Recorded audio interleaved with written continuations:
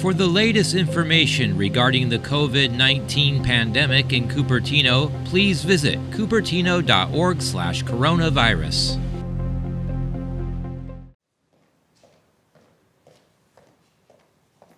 Thank you, everybody, for being here. The job today is to try to distill just shy of 300-page budget into a presentation that's reasonably cogent. Of course, presentations like this, always important to remind folks, not every single detail, but 300-page budget is included.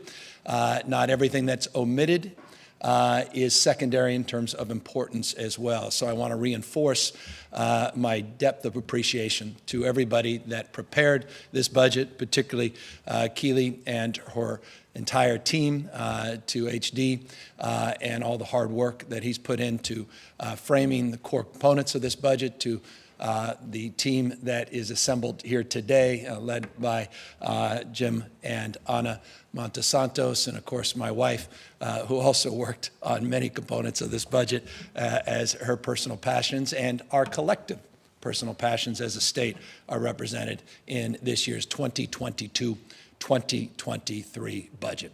Let's jump right in. It's a $286.4 billion total budget, which represents about a 9.1% increase from last year. The general fund this year is $213.1 billion, close to $250 billion in that space. That general fund represents about a 1.5% increase from last year. 9.1 total budget increase from last year, 1.5% general fund increase. Importantly, we begin, as has been the case the last few years, focusing on our commitment and resolve to maintain a strong fiscal foundation here in the state of California. I say this often: you do not need to be profligate to be progressive. We have the capacity to invest in our growth engines, invest in the future, as well as making sure that we prepare for the uncertainties that the future presents. As you see here, the budget reserves, the highest they've been, $34.6 billion. We now have close to $21 billion in the rainy day fund deposit. The school stabilization reserve, which we'll talk about more in a moment, it's close to $10 billion. Just consider last year in the January presentation, I proposed last January a $2.99 billion school stabilization reserve. Now we're proposing a $9.7 billion school stabilization reserve. You see the operating reserve, a familiar number, around $3.1 billion, and the safety net reserve close to $1 billion at $900 million. The retirement liabilities we are working hard to address, as many of you know, and these are numbers, I think they go to June 30th, 2020, don't quote me, but these are roughly the last available estimates of unfunded liability. PERS in that $63 billion range. The state component of our STRS unfunded liability around $31.5 billion. That's the state component. And so our commitment is to make sure that we invest a supplemental payment, invest those dollars now, and I say invest because the ROI, the return on these supplemental payments in terms of reducing over a 30-year period those unfunded liabilities is significant. As you know, in 2017, 2018, about 4 years ago, those supplemental payments began at a whole nother level, with a whole nother level of intensity and intentionality. $12.7 billion of supplemental payments have been committed over the last 4 years, $3.9 billion this year. And by the way, that $3.9 billion, that includes $56 million for Smith. As you were, for those that are paying attention, you may have lost you just on the Smith frame, the $56 million. An additional $365 million payment will be for unfunded healthcare liabilities, and the remaining to PERS specifically, which is $3.5 billion. But that's the $3.9 billion this year. And then a commitment over the forecast period. Remember, the budget we submit today is not only balanced as it relates to our next fiscal year projections, but balanced over the remaining 3 years as well. And this is incredibly important. The old days of doing business, we weren't balancing into the future. We are balancing with the future in mind. And this forecast period, this multi-year budget presentation here today incorporates that balanced budget, but also incorporates $8.4 billion of supplemental investments into our retirement liabilities. The surplus projected this year at $45.7 billion. Now that's total surplus, the $16.1 billion of that 47.5. And forgive me, I'll move away from decimal points in a moment, but it's important because I know people are tracking this very closely. Our estimate today of the surplus, and we know that this will change dramatically in the next few months, and that's the purpose of the May revise. But today we estimate the surplus, total surplus of $45.7 billion. But of that surplus, $16.1 billion is specific to Prop 98. So you could take that away from the $45.7 billion. $3.9 billion is set aside in those payments I just reflected, which is Proposition 2, the set aside, as well as $5.1 billion for reserves, and the rest, the remaining discretionary surplus, as some like to refer to it, is $20.6 billion. So Keely will talk more about that after my presentation, but top line, apple to apple, looking last year to this year, though this year we are in a substantially better place than we projected last January, but after that May revise, things changed dramatically, $45.7 billion. As always, and this is a firm point for me, and it's a point I emphasize in every budget presentation, a commitment to fiscal discipline requires consideration of the nature of our tax system. No one naive about the volatility of our tax system and how we collect those revenues, particularly as it relates to close to $25 billion, just shy of $25 billion record-breaking capital gains tax windfall this year. One-time investments are paramount. And as has been the case over the last number of years in our presentations, we've been north of 85, close to 90% of the surplus investments into one time. The budget we're presenting here today at least initiates an 86% framework. So here's the 5 things we're focused on. These are referred to often by some as existential, particularly as it relates to climate change, issues related to COVID, but homelessness, cost of living broadly defined, and public safety increasingly and understandably top of mind in terms of people's concerns. So these are the top 5 areas. This slide represents the top 5 areas of focus in this year's budget. Let's start with the fighting COVID with science, common sense, being open argument, interested in evidence, not ideological in terms of our approach, and focused a little bit on what we've done in the past. $11.2 billion has been invested over the last number of years to fight this pandemic. 67.6 million vaccines and boosters have been administered to date. Over 125 million, just close to 125 million tests have been processed at over 6,288 sites that we currently operate. I think it's important to note that we have these Optum-served sites, 50 plus of them in the state of California. 90% of them reside within 30 minutes, or at least 90% of Californians. And those are even the most remote and rural parts of this nation's largest state. 90% of us, 40 million of us, live within 30 minutes of a testing site. I continue to be proud of our healthcare leadership, leading the nation in safety policies at our public schools, working with our healthcare workforce, and of course, trying to lead by example as relates to being one of the largest employers in California as well, with all state employees and state workers. So the commitment, the goal this year is to do more on testing, get those vaccine boosters, and continue to do what we can to fight this latest surge and issues related to staffing of frontline workers at our hospitals, and deal with just the incredible stress and strain that so many in our system are facing, and the individuals that show up every single day for work against just extraordinary circumstances. And we'll talk more about them and our efforts to support them in a moment. But $2.7 billion, we want to invest about $1.3 billion next year. And I'll go back, $1.3 billion into the next budget year, $1.4 billion for the remainder of this year. That makes up the $2.7 billion blueprint. You'll see on these slides a reference to the blueprint. That reference is to new investments for 2022, 2023. You will see as well issues related to the California Comeback Plan, which references announcements last year. And I know in the Q&A, we will be more prescriptive and specific, certainly Keely and her team, to lay out in more detail what is new, what's net new, and what's a continuation of commitments we made last year. I'll do my best in this presentation to do that, and that's the reference, as you can see here in the Combating the Climate Crisis slide, California Comeback, what we announced and what we were successful at locking into last year's 2021 Budget Act, and then the blueprint, which is our commitment in the 2022-2023 budget. So specifically, just to remind you, we put an unprecedented $15.1 billion to commit to address the existential issues of climate change last year.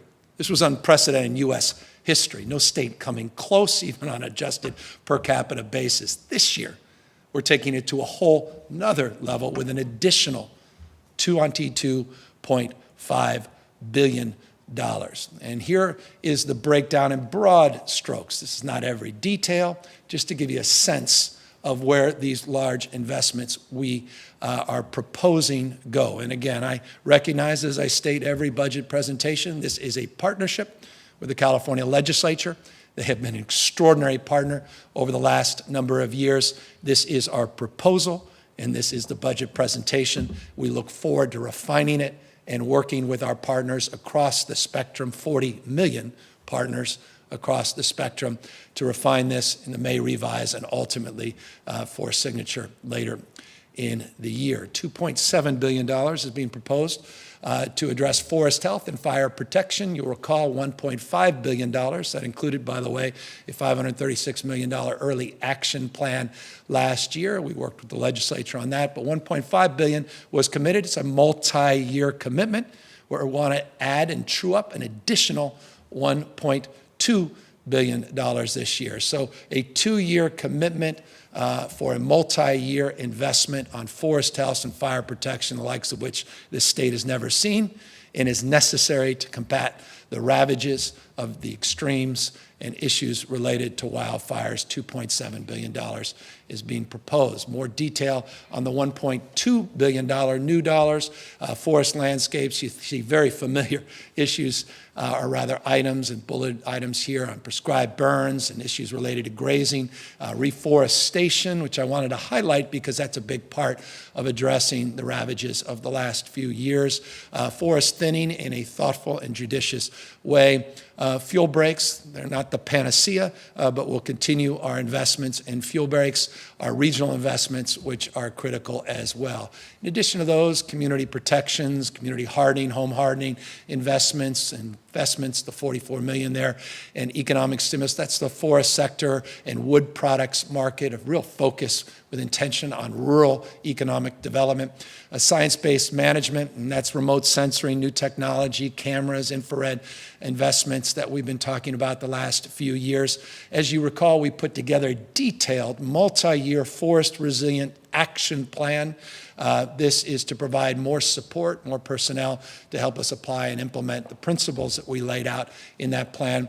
And we created a new Office of Wildfire Technology. I get more calls every wildfire season saying, we've got to do things differently. We've got to invest in the future. What tools of technology are you advancing? Well, we have a new Office of Wildfire Technology, and we are investing in that. I want to thank Senator Dodd and McGuire, so many others for their leadership in this space and in getting us to this moment. And just know we're testing and piloting new technologies. We have a whole new procurement strategy as it relates to a more iterative approach to technology, moving away from an old Byzantine bureaucratic framework that's marked the past.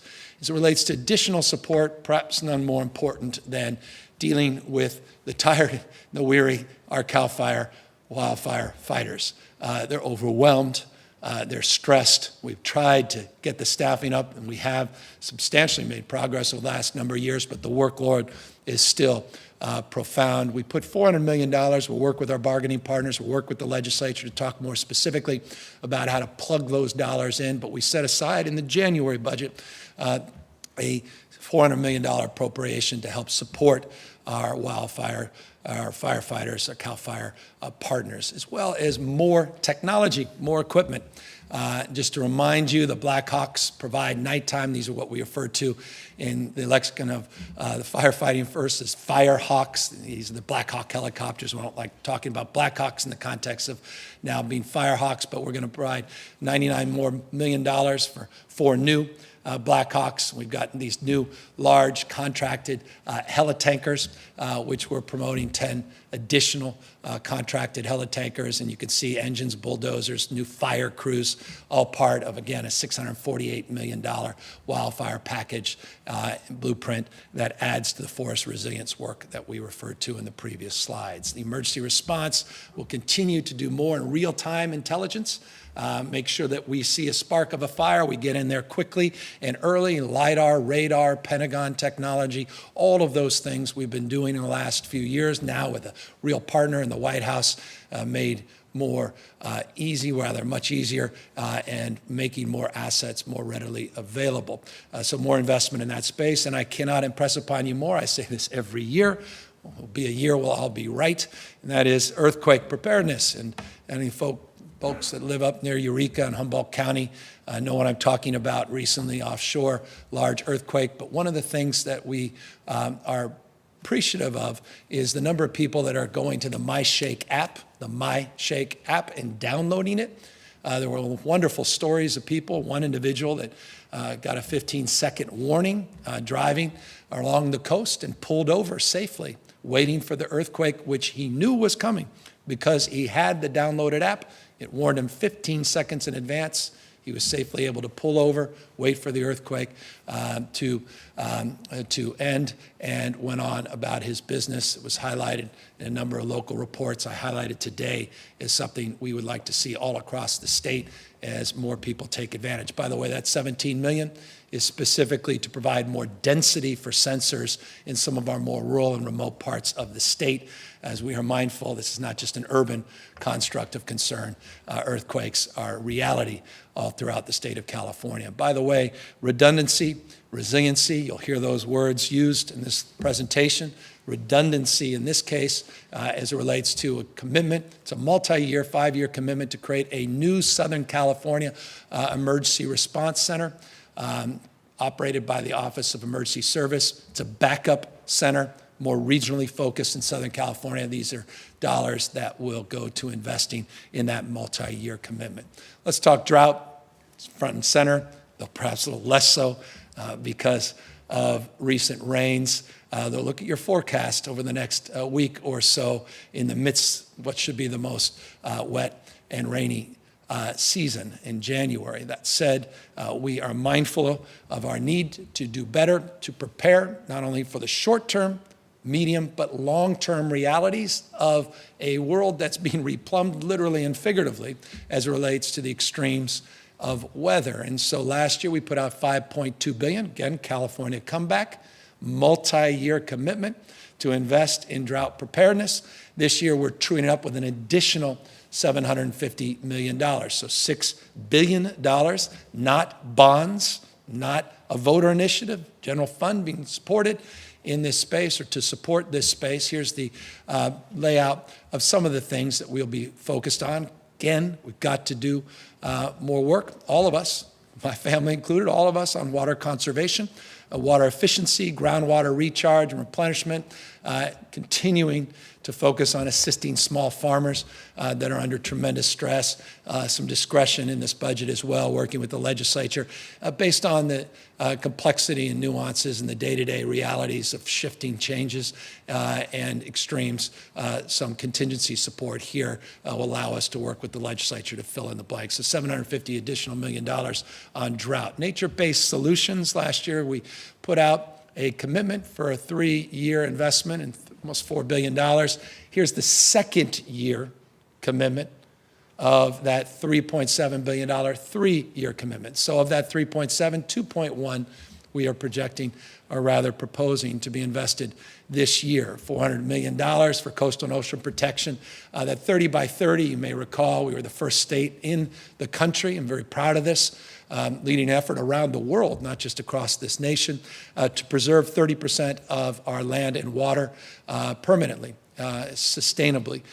In this state, we want to fund that initiative. We made that clear when we announced the framework, and that's part of the $2.1 billion blueprint in this budget. Community resilience, catalytic projects, a lot of words that mean a lot to some people, a little less so to other people. End of the day, just investments, unprecedented investments in making sure that our wetlands are restored, that we are more capable of dealing with extreme heat, extreme rain, floods, and weather, including, by the way, first in the nation Climate Corps.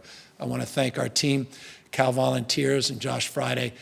Really proud of this. As you know, part of the Build Back Better program, Biden administration's trying to advance a nationwide Climate Corps. We'd love to see it, but until the federal government moves in that direction, we'll continue to lead with investments in that space. And by the way, those investments must include a framework of focus, particularly in urban parts of the state around extreme heat.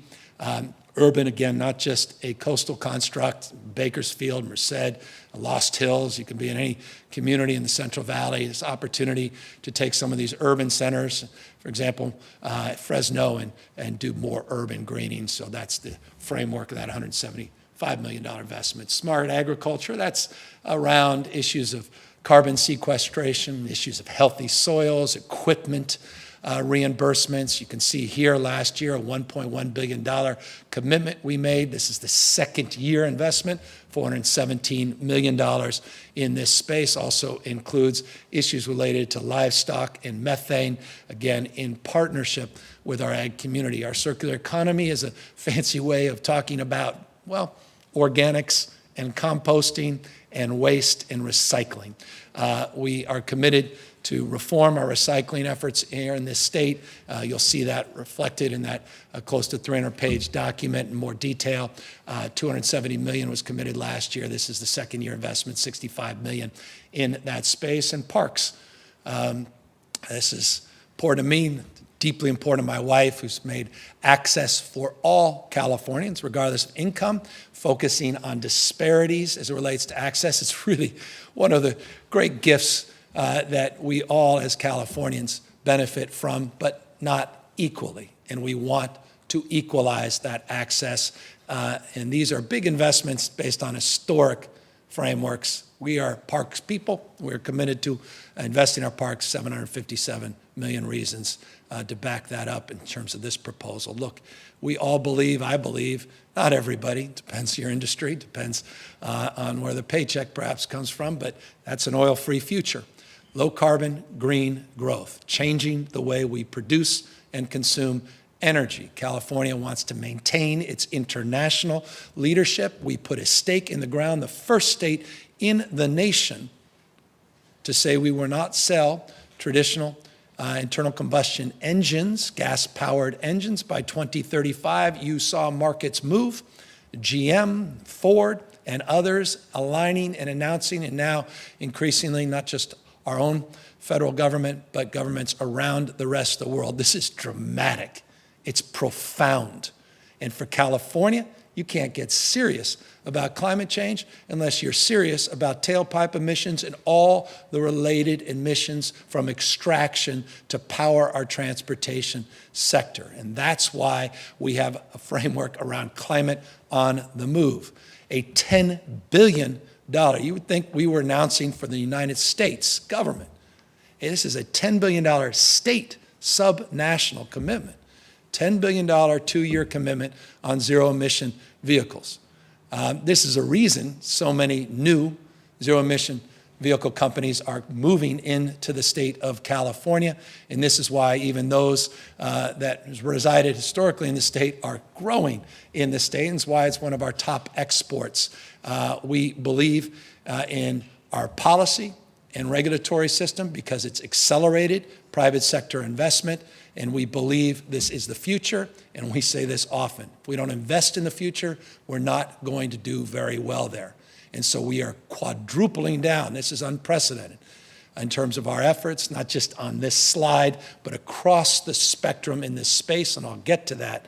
But notably, close to, well, just shy, $4 billion last year, additional $2.2 billion this year of additional support above last year, 6.1, $10 billion, if you followed that, total zero-emission investments over a 2-year period. Let's talk about the new investments. These are, again, multi-year investments, $3.9 billion specifically for truck conversions and buses. You can see there 1,700 transit buses, 1,000 drayage budgets, which are nothing more than those drayage trucks, rather. You see those trucks, mostly, a lot of them diesel, up and down the roads. We want to start converting them. School buses, a lot of port electrification. I'll talk more about that in a moment.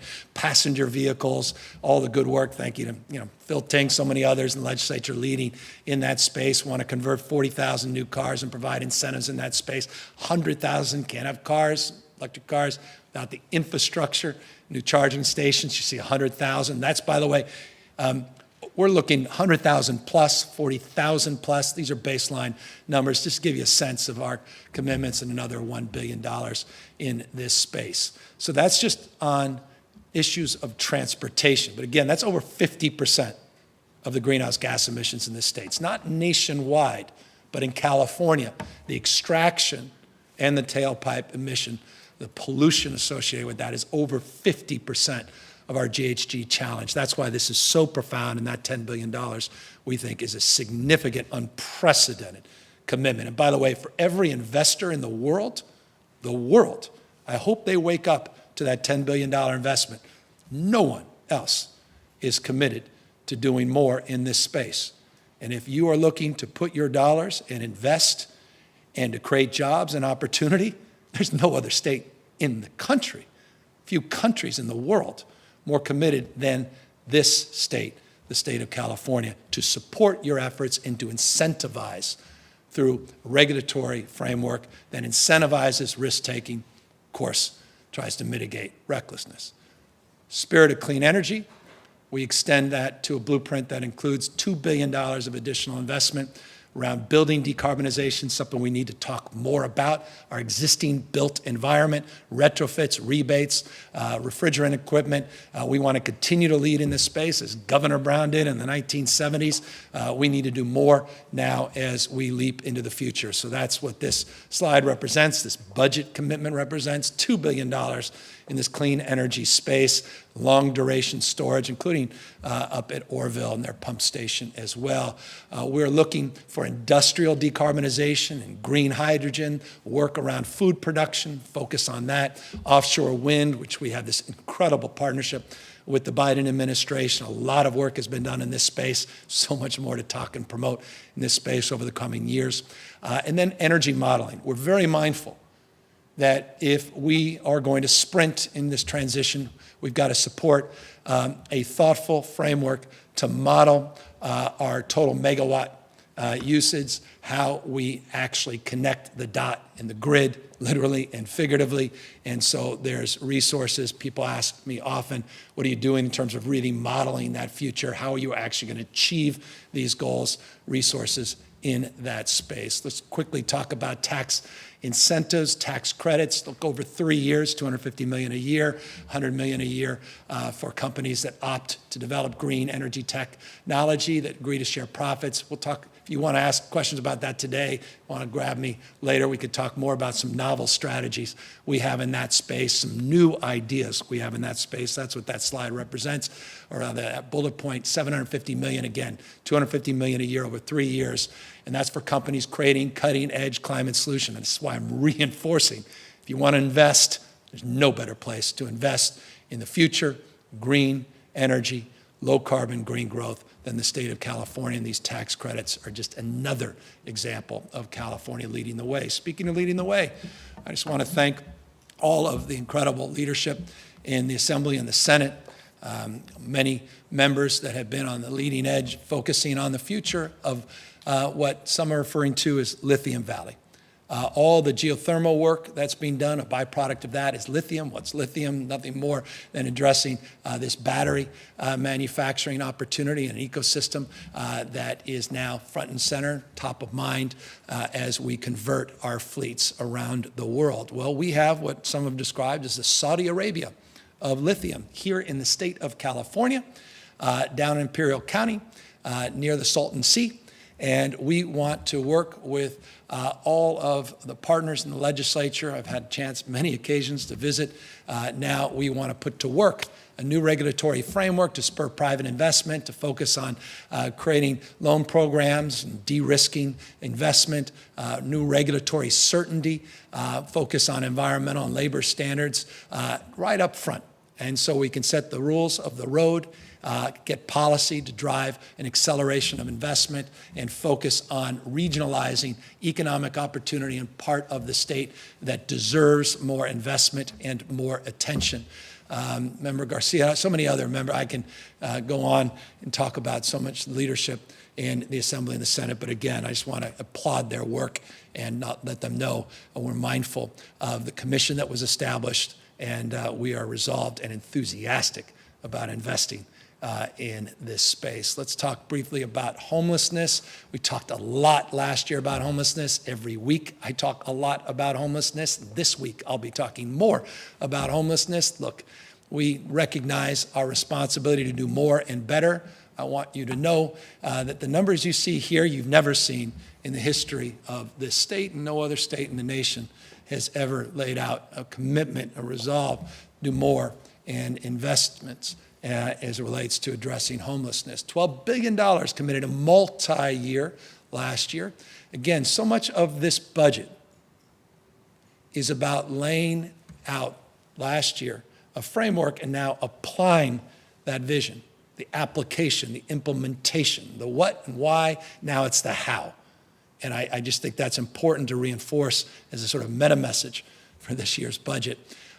You'll see a $14 billion 2-year, we're plussing up additional $2 billion blueprint this year for the issue of homelessness. And I am going to set aside a larger discussion around behavioral health in the health section, which could easily have been pulled into this section.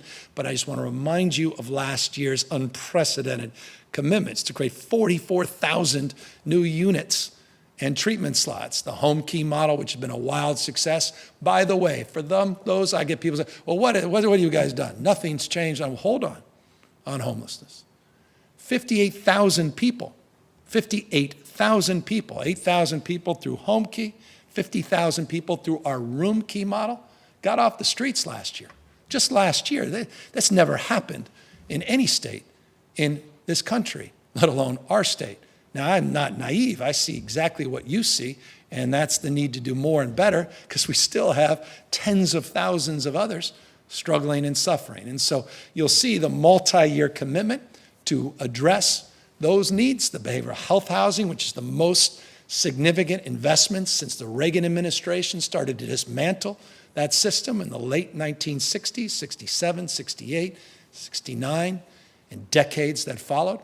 The hotel-motel conversions, every week we are announcing new acquisitions under home key, more acquisitions under that umbrella at the local level. I just want to applaud all the incredible local partners, the big 13 mayors, led by Libby Schaaf this year, and great work that Sam Liccardo did last year, and all of the other city leaders and county leaders in this space. But let's talk about the new money. $1.5 billion to focus on getting people off the streets, particularly those that are struggling, many dually diagnosed, self-medicating with drug or alcohol addictions, those with behavioral health issues, those that have mental health and substance abuse issues. We have to target what's happening on the streets. And this year's budget, if there's any message I want to drive, it's this next slide message. We want to cut red tape this year, focus on behavioral health, and we are investing in 55,000 new homes and treatment beds with this 2-year commitment.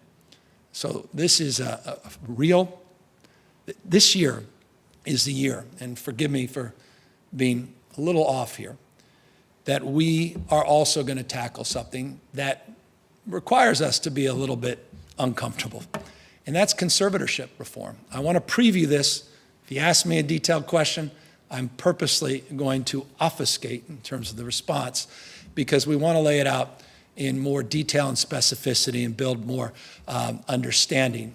But we are leaning into conservatorships this year. We've done a number of things on Laura's Law in the past. We've done some good things in this space, but we are leaning in heavily on what's happening in encampments, what's happening in terms of substance abuse and those that are self-medicating, and what's happening in terms of our streets.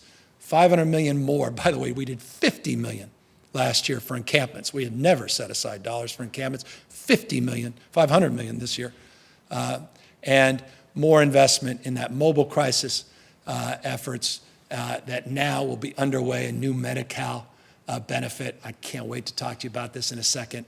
1.4 billion reasons why I am enthusiastic about this, but we are getting out on the streets, holding more folks accountable, and I mean that in a wonderful and enlightened way.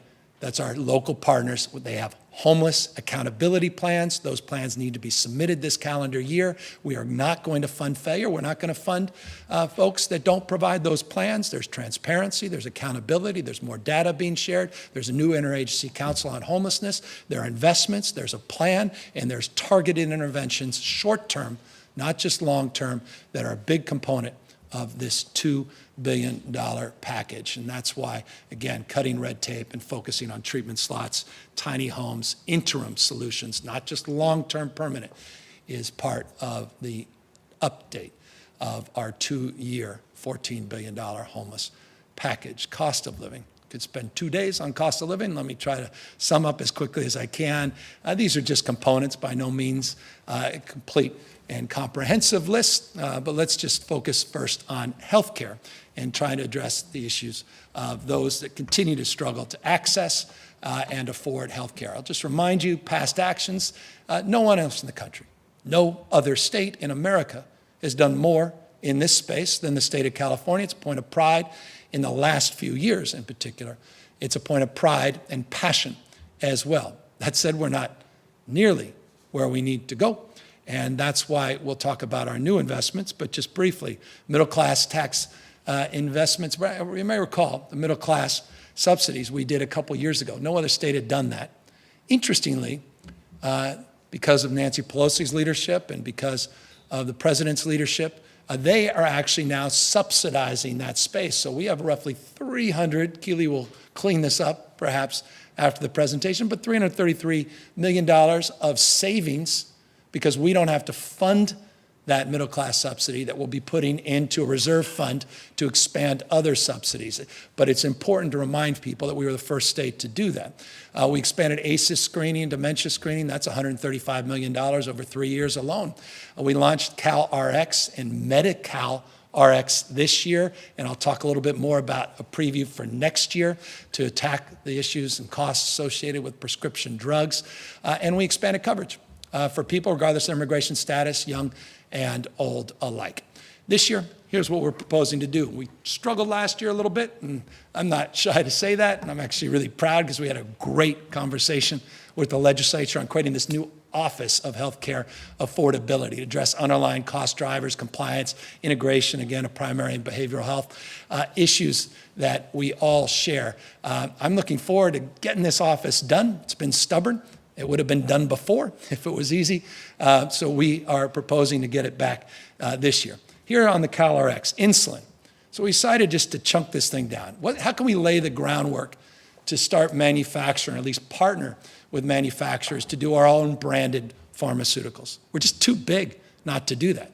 Private sector uses leverage. We should use private sector considerations to leverage our purchasing power. Now, we've done that with private sector folks that now can join the state plan. That was part of the original CalRx and original executive order that I signed. I think that was one I signed on the first day in office. But we've been focusing on a partnership. You asked me about it. I'm not going to share any details until we're ready, but I wanted to preview it. And that's to contract and manufacture our own insulin at a profoundly reduced cost. I'm so excited about this. Can't wait to share more detail. And full disclosure, I don't think my staff was particularly pleased that I even offered this much information. But I wanted to lean in because I want you to know we mean business in this space, and I'm not walking away from that long-term commitment to get pharmaceutical costs down in the state of California. And by the way, I think insulin epitomizes the failures in the pharmaceutical industry. It just, in every way, shape, or form. And that's why we're targeting insulin, and we've got a potential partner, and looking forward to advancing more information in that space. Look, more things we've been doing and things that we're building on this year, part of the California Blueprint moving forward. We have more ideas, and Keely can walk through the details, to reduce premiums for pregnant women, children, new moms, those that are disabled. A lot of investments in the reproductive space, more flexibilities, more investments in terms of security broadly to provide safety and security and access to reproductive health in this state. We're looking to more investments, providing more equity for provider payments, particularly for preventative care that has been impacted by COVID profoundly. So real investments in that space. And opioids.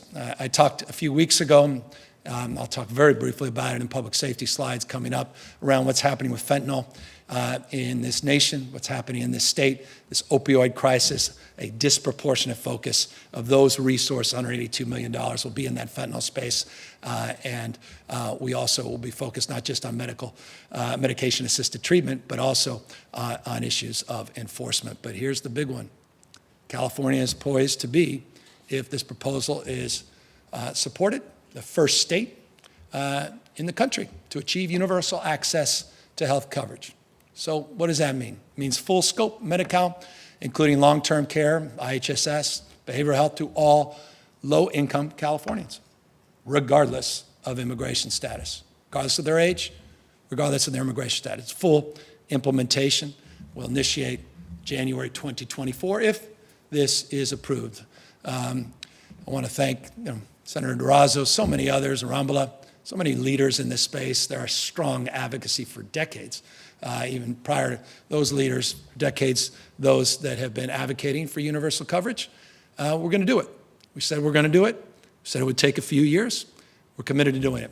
$614 million, it's not on this slide, $614 million is the general fund for this 2022-2023 budget year, and annualizes at about $2.2 billion general fund in the out years. So 614 in this budget year, 2022-2023, annualizes $2.2 billion into the future.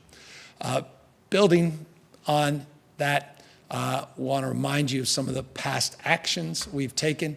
Again, big part of our focus, and we'll talk briefly about it here in a moment, around CalAIM, is the integration of brain and physical health, integration of mental health and substance abuse, issues of integrating around the whole person, meaning as an individual with so many comorbidities, so many challenges that make us human, and opportunities to address. So much of that integration is a big part of our focus. That's why transforming our behavioral health system is so foundational. This no wrong door policy, which will be part of all of our contracts, I think by July.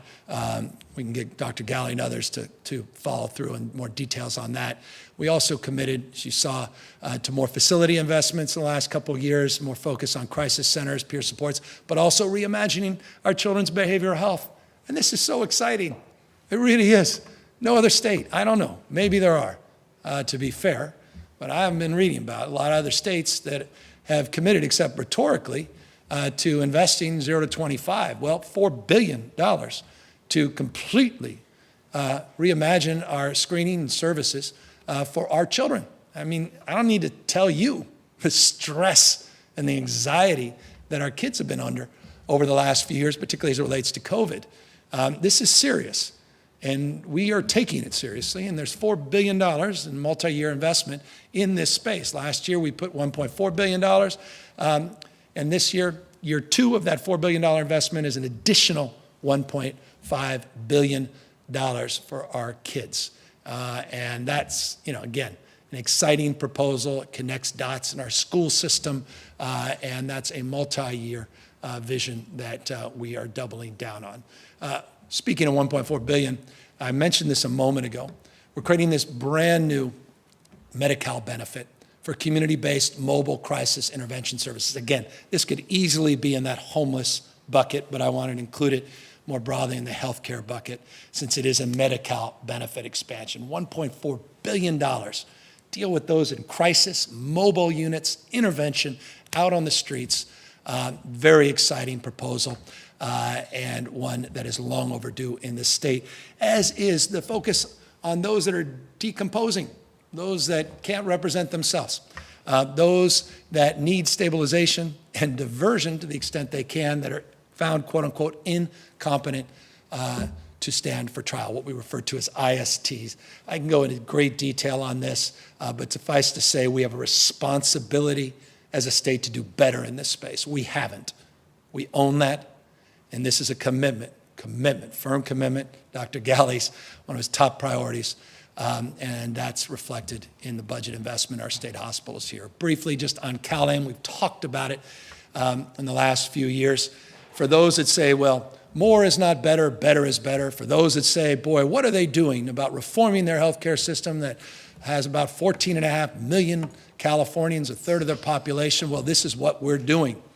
We're reforming the Medi-Cal system, reforming payments, reforming our entire approach. It's called CalAIM.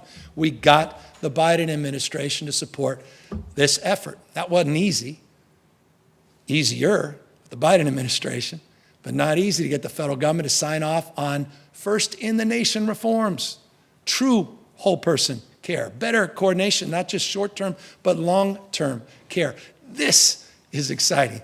All the justice-involved populations, folks, before they get out of jail, county jail, we actually are going to make sure they're screened for Medi-Cal eligibility, fill out a form, and learn that they actually can avail themselves to primary and preventative care, so they don't end up out on the streets and sidewalks. Health equity, I mean, you see the whole gambit. And so this is year two of this multi-year commitment, $2.8 billion this year to move the needle and to advance these, as we love to say, once-in-generation reforms. I'm mindful of time, so let me be brief, though housing could take more than a week in terms of presenting what needs to be done and the magnitude of the crisis in terms of costs in this state. We put out last year something we had never committed to, and that's a long-term vision with long-term investments, $10.3 billion. This year we want to add an additional $2 billion in this space. The past actions have focused on things we have not focused on in the past. Accountability. Just like homelessness, where there's new accountability and planning requirements before those HEAP and HAP dollars are allowed to be invested, we are now poised with the establishment last year of a new housing accountability unit to make sure people are meeting their housing element goals and responsibilities, to make sure when the new RENA numbers come out in 2022, which will establish, fancy way of saying, just establish our regional goals on housing production, which will update our new housing goals for the state, which will happen this year, that we actually hold those regions, those cities and counties, planning departments, accountable. That was a big focus last year, and we're making sure that we implement and apply it. And then those that say, well, you haven't done anything on CEQA. 17 specific CEQA-related reform bills that we've signed just in the last couple of years. I'm mindful that we have a lot more work to do. And I know what some may be watching are thinking specifically, and we are working. Again, as working partners, not sparring partners, to see if those reforms can take shape, but we have made some progress. So today, we're announcing this additional $2 billion, more grants, more tax credits, a focus, and this is something I just want to reinforce, and to the extent we'll have the next week to talk about these next year. This is a focus on moving away from the WUI, moving away from the wildland-urban interface, moving away from investments in housing that don't focus on climate, health, integrating downtown schools, jobs, parks, and restaurants. You see that line there. Density, infill, as it's referred to. So real focus on investments in that space, incentives in that space, away from the sprawl, more focused investments, tangible focus, tax credits, grants, loans, and the like. Just as a FYI, this may come up, working with legislative leaders. I want to thank Speaker Rendon, Pro Tem Atkins. I want to thank so many legislative leaders that helped us last year put together the largest and most impactful eviction protection programs in the country. I'll remind you, we put up it was $7.2 billion when you consider electric bills and water bills that are past due, being able to cover all of them from last April to September 30th of last year, $5.2 billion specifically for rent. You can see the success of this. 45,000 households have availed themselves.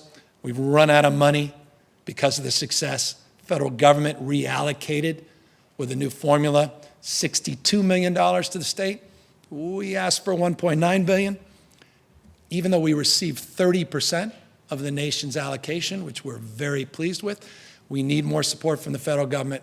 And so for the purposes of this budget, we are looking to continue to engage directly with Treasury, the Biden administration, as we have been, and directly with legislative leaders who have committed themselves, extraordinary commitment, to prioritize rental assistance to address that gap, particularly for those below 50% of AMI, but as much as 80% of AMI. And just know that we are sincere in our desire to bridge that federal gap and to see what we can do in the short run to get us the resources, $2+ billion, we estimate, that still may be needed to address the total population needs in terms of financial stress associated specifically with this once-in-a-generation pandemic. Small business, economic, and workforce development. Let's just briefly talk about what we did last year at $6.2 billion of tax cuts last year for small business, $4 billion of business grants last year. We had film tax credits. We did more Cal Competes tax credits, stepping up our game in this state in terms of being able to compete with other states. We put more resources into hiring tax credits, $1,000 tax credits, put almost $100 million to promote tourism, which we have never invested money like that in the past with Visit California. We had loan guarantees, micro business grants, investments for those, regardless of immigration status, in their entrepreneurial dreams as well. All of that, again, was committed to last year. Here's what we're committing to this year.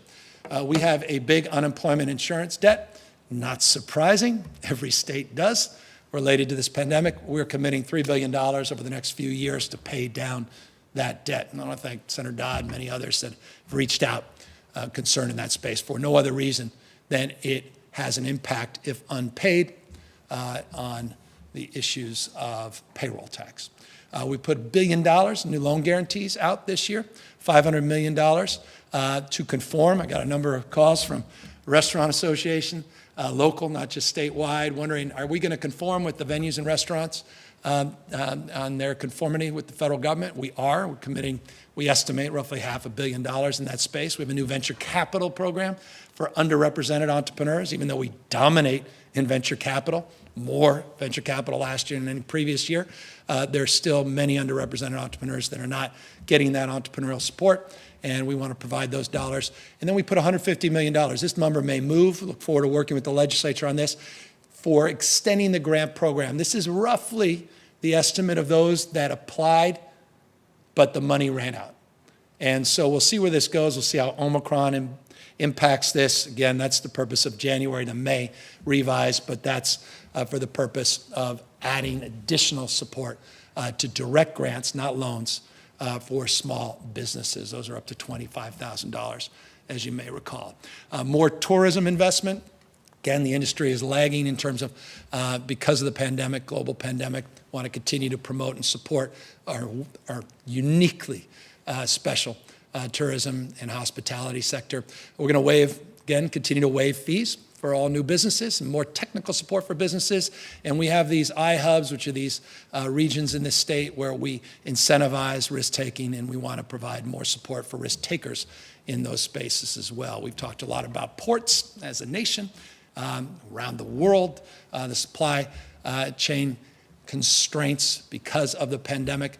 We are proposing to invest new dollars, $2.3 billion in ports infrastructure, including a new workforce training facility, $110 million investment in Southern California, DMV, to continue to prioritize commercial truck drivers and licenses, cut down the red tape to fast track as we have a backlog in that space, process improvements, data collection and sharing between our ports north and south, and other investments that we are making. We have additional dollars, not just additional, $9.1 billion just on transportation that we're proposing this year, 4.9, you can just see right there. These are new dollars in this budget.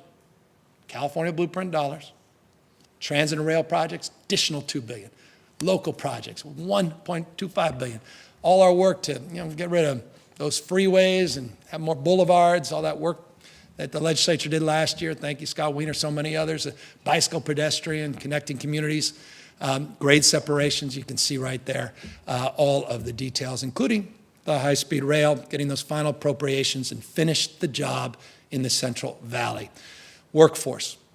Can't talk about economic development without workforce development. 3 areas, not the exclusive areas, but they represent about $2.9 billion of investments in the workforce space, is 3.9, forgive me.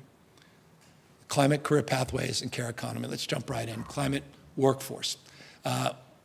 Look, if we're going to transition, if we don't see oil in our future, if we are truly going to fulfill a vision around low carbon, green growth, if we're sincere about changing, as I said, the way we produce and consume energy, what are we going to do for all those folks that are currently filling up our tank and all those folks that have been out there in the fields working hard to build this economy as we know it today? And we need to lead in terms of answering that tough question. There's a lot of rhetoric in that frame, but we have to fulfill the promises. And so this is a commitment to provide support, retraining programs on capping oil wells, about 100,000 wells in the state. By the way, about 5,000 alone that have no associated ownership, meaning no one's liable or responsible for. We need to get those safely capped, and we have a lot of job opportunities in that space. Can pay folks, they have the expertise, pay them commensurate wages. We're providing real resources in this space. We talked about that Good Movement Training Campus. That was part of that previous slide, the low carbon economy workforce. Again, all focused in this area. You see, we've got this great new partnership. Thank you to President Drake as it relates to these regional climate partnerships we're going to establish with the support, again, of the legislature. And I want to thank Medina, so many members of the legislature for their outstanding support in this space. More forestry investments as well on workforce. Career pathways is a fancy way of saying, where are we going to skate? And that's to the puck, right? Where's the future? And how do we make sure we educate the future? And we know there's already a huge backlog on healthcare, education, climate, we talked about, and obviously technology, which we continue to struggle with in STEM sectors. And so that's the career pathways investments. It's really around K through 12 more than anything else, K to 14, but K through 12, in facilitating students' opportunities in transition from school to college, those that may not go to college, but students to careers and to the future. We have care economy. Thank you to my wife, day in and day out for her focus. You need to talk more. She's right. Talk more about the care economy. Talk about all the uncompensated work, but also celebrate those that are compensated. We need to have their backs. They've had ours. Our nurses and across the spectrum. Everybody's going through tremendous stress. And we, again, can't thank you enough, especially now with this fourth wave. And so we want to have your back short term. We want to have your back long-term, and also create pathways for those that want to follow in your footsteps. And that's what the 2025 initiative is all about. 25,000 nurses, or rather healthcare workers specifically by 2025. The high road healthcare is really about family, more care economy broadly in the healthcare sector, broadening it beyond just more of the nurse framework and sector. We've got 21st century nursing, more different credentialings, 2030 social. I mean, you can read this list. You can see the complexity. I hope you see some nuance, including reproductive health workforce that we want to invest in $1.7 billion just in the care economy workforce space alone. So you got career pathways, care economy, you got climate workforce. Again, these are just components that are three of the most significant of a broader, unprecedented workforce investment to address the crisis that persists in terms of retaining, not just recruiting, new workers. And yes, I'll talk briefly in a moment about our teachers and our educators. Just briefly, though, I want folks to know we're going to restore that we estimate roughly $5.5 billion R&D tax credit. That's on here. There are 10 specific tax incentives for economic growth. I won't go through all of them. We talked about a number of them, but top of that is that $5.5 billion R&D and the NOL restoration. We have new renewable energy tax credits. We have a new innovative headquartered tax credit for companies that invest in California, that are headquartered in California. We're going to set aside hundreds of millions of dollars specifically related to those that are addressing low carbon green growth in the climate space. We're going to help middle income households with their taxes that are still struggling from COVID and the consequences, the economic consequences of COVID, by extending the opportunity to have interest-free and penalty-free tax payment plans for state taxes. We're creating a new earned income tax credit for foster youth, specifically $1,000 tax credit. We're proposing that, proposing to expand the young child tax credit. And by the way, remember, I don't know many states that did one of these. We did one a couple years ago, and we want to now grow the tax credit by inflation, and we also want to allow it for people that have no income. It was a tax credit, as you recall, up to 5 years old, that you'd be eligible for EITC. In this case, we're saying if you have no income, we want you to qualify, particularly, again, for young tax. And this all, absence of the BBB, California is implementing these principles. And so, by the way, it's so interesting, isn't it? Everything that's been focused on in Washington, D.C. about what may or may not happen, we're doing almost exclusively. I mean, in many areas, I'm not familiar with many that we're not advancing. And we're also, by the way, going to advance a modest, I don't want to overstate this, but it's a $523 million gas tax holiday of sorts, recognizing that we have about a 5.6, Keely, you can clean this up if I'm off, but I think it's about a $523 million impact. We're going to backfill it in terms of the tax itself to transportation projects so that there's no direct impact to investments, but it will be a direct impact by avoiding that inflation adjustment that comes in July of next year to increase the gas tax. And so that's also being proposed as well. Education and childcare, let's just jump right in, and we're almost done. $102 million, it's the highest per pupil Prop 98 investment in history. You can see it for yourself just on this slide. $21,000, almost $21,000 per pupil total. Prop 98 is $15,261. Just put it in perspective, just for purposes of understanding where we've been and where we are. $7,100, over 50, more than doubled in the last decade. Now, I know what you're thinking. If we're going to double an investment, we want to see reform. We want to see outcomes improve, and I could not agree with you more. First, though, we want to just know what everyone asks every year, what's the COLA for the LCFF? And if anyone knows what COLA is, it's cost of living. If you know what LCFF is, you win the bingo prize, local control funding formula, well known up here, but we tend to talk to ourselves. Just know that that's more discretionary dollars for public education and educators. There's every educator in the state going, we like that number. It's not insignificant, 5.33%. But let's talk about the reforms, not just the money. I made this point last year. We got to reimagine the future. And if you're going to reimagine the future, you got to begin at the beginning by making sure we invest in the future. And that's 0 to 3 and ACEs and prenatal care, all those things. We are investing unprecedented money, but also high quality pre-K. Kevin McCarty and all these incredible leaders in this space and been fighting for years and years on this. We're getting it done. $4 billion investment. So it's no longer K to 12. I know everyone talks about K to 12, not in California. It's pre-K to 12. We've established a brand new grade, pre-K. And it's supported by $4 billion.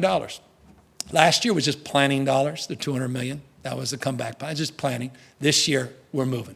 $1 billion to make it happen, $639 million specifically for the pre-K expansion. But you can't do that unless you talk about quality. And that's what that next number is, $383 million, reduce the adult to student ratio. Ratios matter. Quality preschool. Quantity, quality. And that's our focus. We're also focused on after school and summer school. We've been talking about that for a decade. We're doing it. I don't know many states doing this. Put about $1.8 billion last year. $4.3 billion is in this year's blueprint, specifically for after school and summer school. It's $3.4 billion. And that's to have. Here's what this means. I mean, your kids deserve what every fancy family gets, which is those extra supports. You deserve that, especially with all the social emotional damage that's been done because of this pandemic. We talked about the 0 to 25 on behavioral health. Now we want to augment that with 9 hours of academic enrichment activities per day, in classroom, out, 9 hours. That's the goal. In 6 weeks, income eligible folks in the summer. Fancy families can afford those summer enrichment programs, but a lot of folks that are living paycheck to paycheck can't. But no state, I don't know. Been talking about this a long time, but I'm really proud of this. Making these kinds of investments, if they are, good for them, but I'm proud we are. Talking about it for decades, we're doing it. And by the way, $937 million of that $4.3 billion is focused on arts and music. Talk more about arts and music. Investments, partnerships, community schools, CBOs, infrastructure investment, that's what that's about. Special ed, came in here, I said, I'm committed to doing more on special ed. I felt deep connection in this space in so many ways. $3.1 billion is the investments we've made, new investments over the last 3 years. $1 billion of that is ongoing. This year we're doing an additional $500 million ongoing for special ed. I talked about staffing shortages across the spectrum, particularly in the healthcare space. Here's where we have particular acute needs, and those are situational, deeply situational in the context of the Omicron surge. We've made, since 2019, about $2.9 billion of investments to retain, support, waive loans, fees, and the like for schools. All kinds of programs, and I want to thank members O'Donnell and so many others, and Leva and so many that have been champions in this space. We want to build on that by waiving exam and credentialing fees this year, more teacher preparation programs this year, more career counseling dollars this year, more supports across the spectrum for retention and recruitment. I'll recall, or rather remind you, you may recall, that in 2016 was the last time we passed a school bond, Prop 51. It was $7 billion. We've almost run out of money. There's $1.4 billion left, and we're doing the final bond allocation. So the question is, are you going to do another school bond? As you can see in this budget, we're trying to become more efficient, more general fund, cash, not bonds, avoid interest payments, debt payments, particularly with an inflationary environment.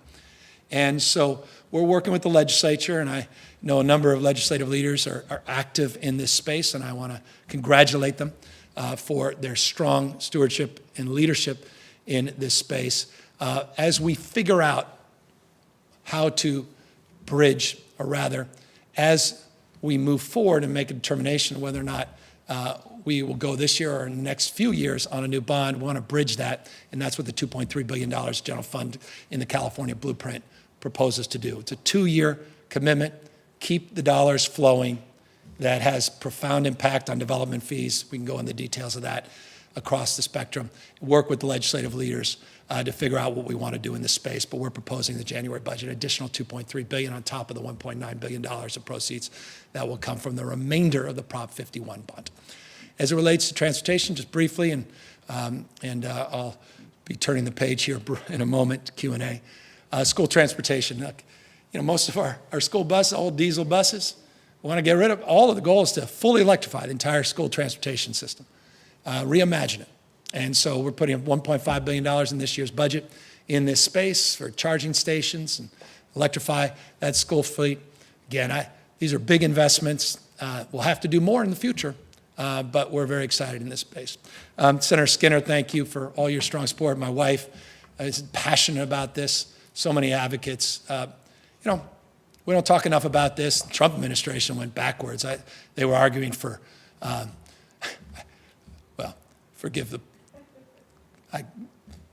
we're proud of this. And I want to just thank the legislature for their incredible leadership. 2 free meals a day, removing stigma. I can't tell you how many people come. I cannot tell you. In fact, Jen and I had over the holidays someone come up to us, and she started crying because she talked about when she was a kid, she was so embarrassed because she had a different color card because she was poor and got subsidized meals. And people started to make fun of her, looking differently at her.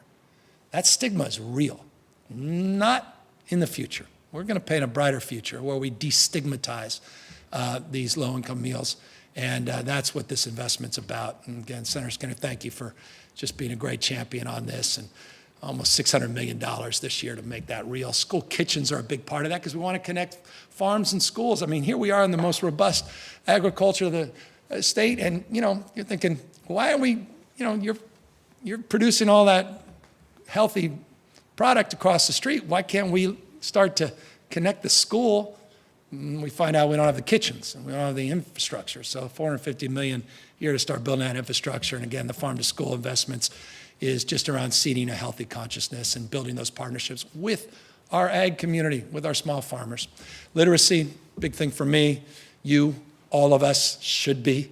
You want the biggest predictor, the future. You've heard all the legendary studies about determining populations at corrections on the basis of third grade reading levels. As perverse as that is, there's some truth to those studies. You can see the work we are committed to this year, close to $800 million for early literacy and a spectrum of supports, and we think none more impactful than literacy coaches and reading specialists. We've looked at best practices across this country, and we believe this is the gold standard, and that's where we'll be investing some real resources with, again, the support of the legislature. Higher education, I've been working on this for, I think, since I was lieutenant governor, talking about a multi-year framework. Some folks shudder at multi-year frameworks. There's been some legendary multi-year frameworks that haven't worked so well in the past. But we have been working with our education partners, CSU, UC, and community college to see if we can come up with a new multi-year framework, and we have. We have the terms of an agreement for CSU, UC, and community college. They're detailed. I will spare you the details. And we are going to announce when those partnerships are formalized and supported, as we hope through the legislature, a 70% statewide degree attainment and credentialing goal. We've never had one. The state doesn't have one. We will if we are successful in implementing some of the core tenets of this budget. So we worked hard on this. I'm excited to share it with you. I'm excited because it's about access and alignment. It's about closing equity gaps. Yes, time to degree builds on the work because this is important. As a trustee myself and region myself, a lot of work has been done at the UC, their 2030 vision, and of course, the 2025 vision at CSU. And it's all about more Californians getting in the UC and CSU, more enrollment, more opportunity, more alignment, better utilization of our dollars. Here's the commitment, $1.6 billion for community college.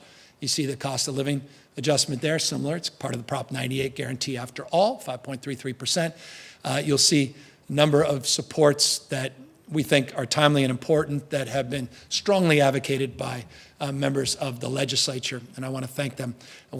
So many members, legislature advocating for components of this, and again, forgive me always not sharing the leaders' names as often as I should. You know who you are. Thank you again for your incredible leadership in this space.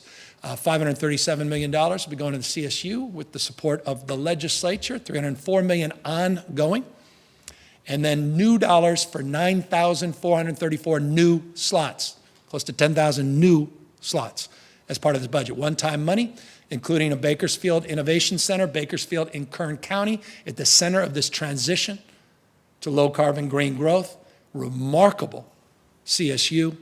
Been there on many occasions, or a couple of occasions recently, notably around COVID and their testing work, which has been incredible.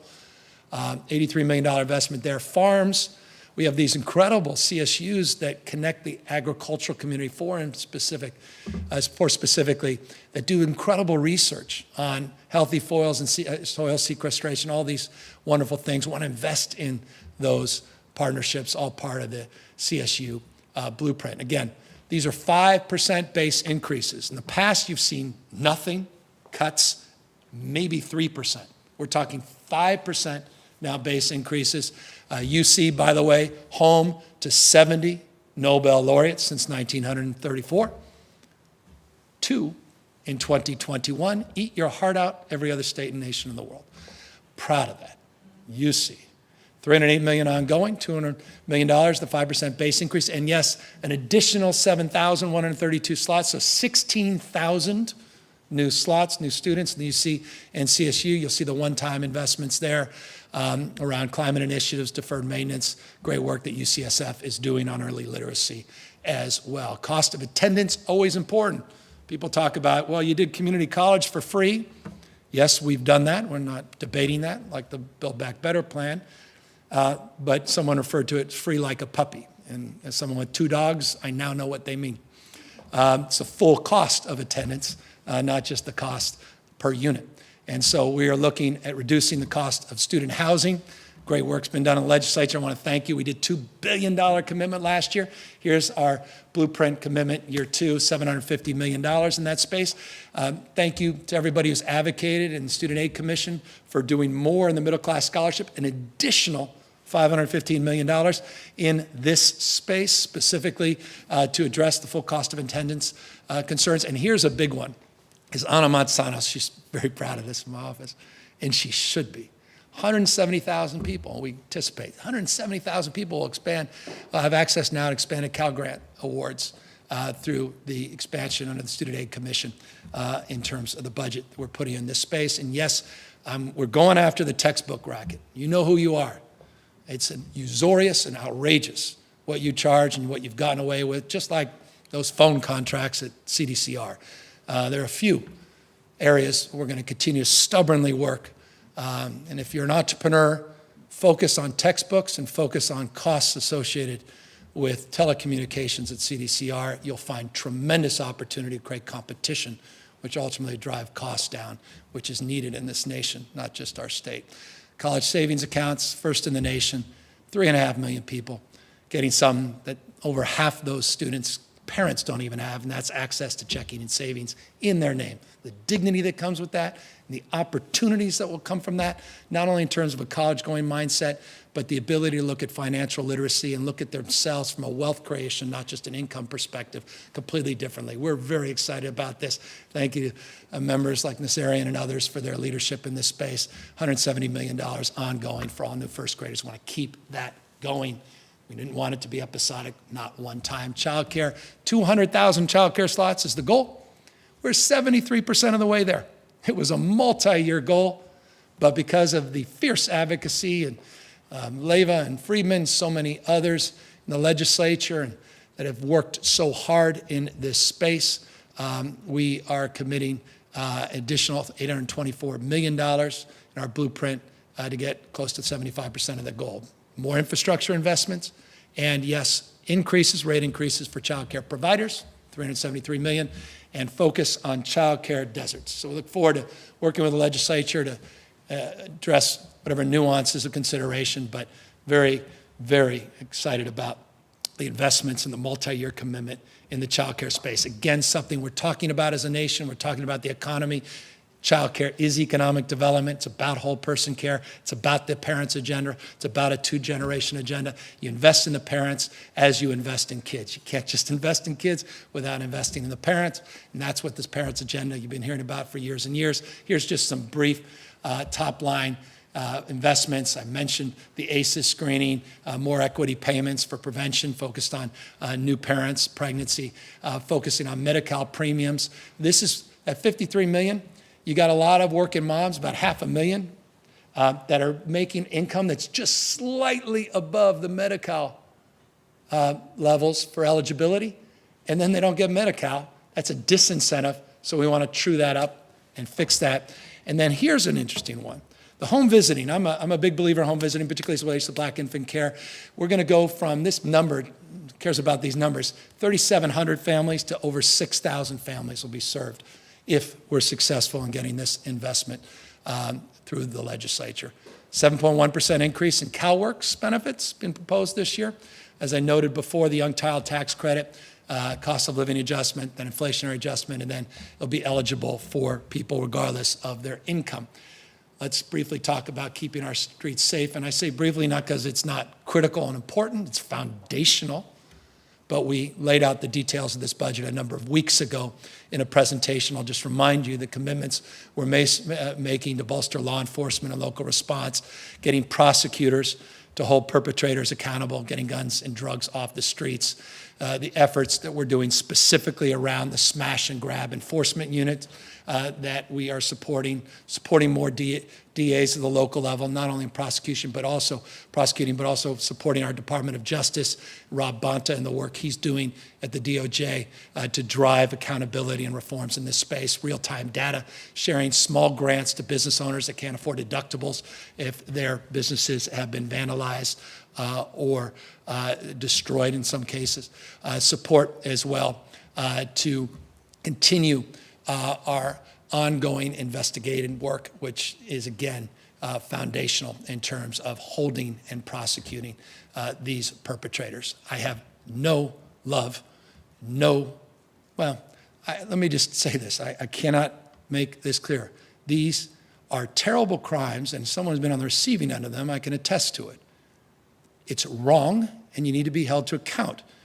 And we have to hold people accountable for breaking the law in these organized ways and threatening not just these businesses and our business community, but threatening our sense of safety that's foundational to any thriving society. And so forgive me for, again, being a little more intentional in terms of not only our focus on this, but also a little bit more pointed in terms of my condemnation of these activities. And let me just conclude by thanking so many mayors for their work in stepping up in this space.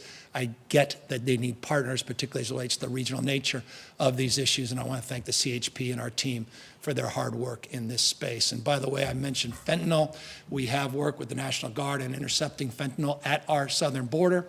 We'll continue our work in gun buyback programs as well as our nation-leading efforts on gun violence research, despite the National Rifle Association's latest missive and lawsuit. What can you say about the NRA? I'll close on this, and this is the end. We are committed to efficiencies. Make no mistake, we committed to 5% efficiency when we had the budget deficit. That doesn't mean we back away from that. In fact, we are committed to making those efficiencies and redundancies permanent. We're creating a brand new creating a new division focused on sharing best practices around transformation and excellence in government operations. If you want to come into my office and know what really gets me enthusiastic, it's these conversations. I get that we have a lot of work to do in this space. It's a flywheel. It's going to take a number of years. There's been a lot of focus on COVID that I hope soon we can transfer to the focus on procurement and IT and issues related to modernization. That's reflected here as well. Yes, we are already in a hybrid workforce, providing the flexibility, still providing accountability, transparency. Just so you know, 667 1,000 square feet has already been relinquished of leased space in the state, and we're not going to turn back. We have a goal of reducing our leased space by 20%, and I hope we can exceed that. We focused a lot on EDD in the last year. We're going to focus more with investments this year in DMV. We have not taken our eye off the DMV ball. And no, yes, we are looking at all these lease revenue projects, these capital projects. Just to give you an example, I just pulled that off because I thought it was interesting.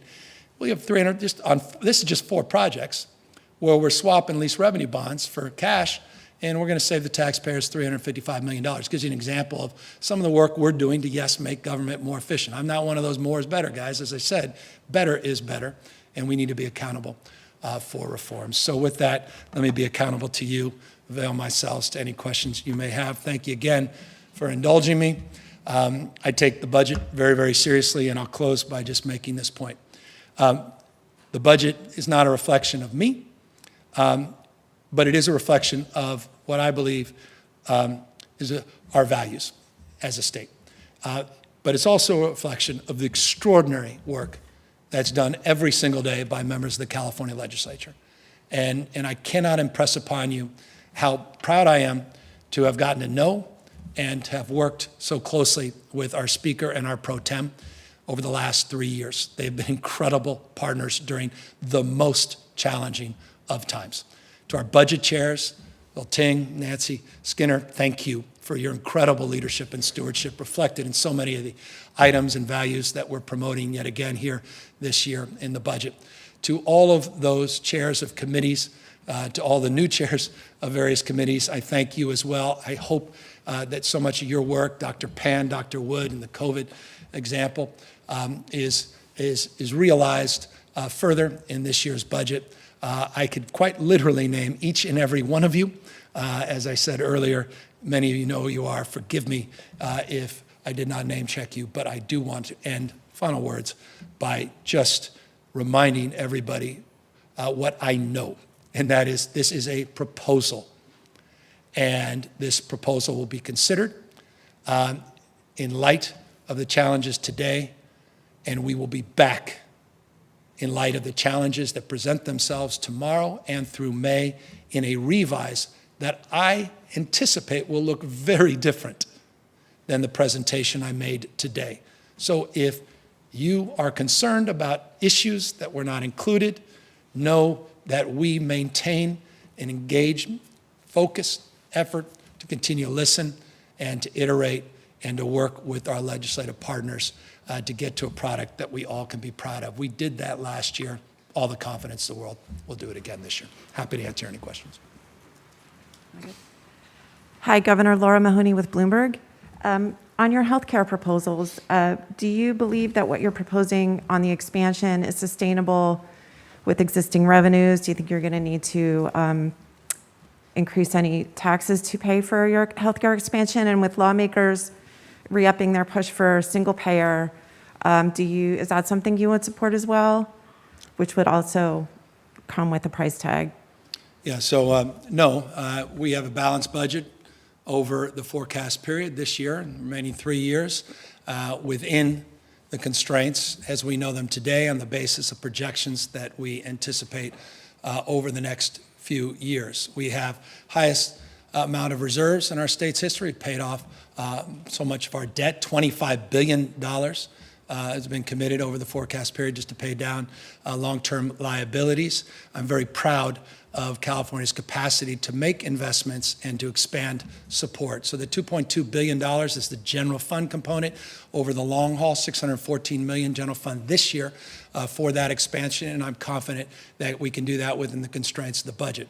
That said, there is a proposal that I had the opportunity to review tangentially, not in any specific detail, around looking at single-payer financing. As you know, I've long believed it's inevitable in this nation. I'm absolutely convinced. In fact, I was convinced a few years ago, a decade ago on this. I've never been more convinced that that's an inevitability in the United States of America. The question is, what does it look like? Is it the Bavarian model?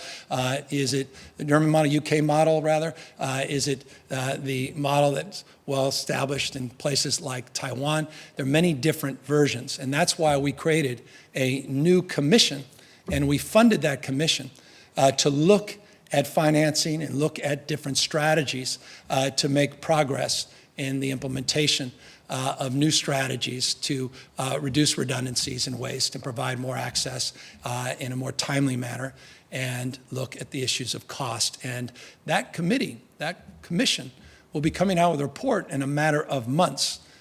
In addition to that, I should also note that we have a letter into the Biden administration, not dissimilar one I gave to the Trump administration. We didn't hear back on the Trump administration. We're working with the Biden administration to afford flexibilities in this space.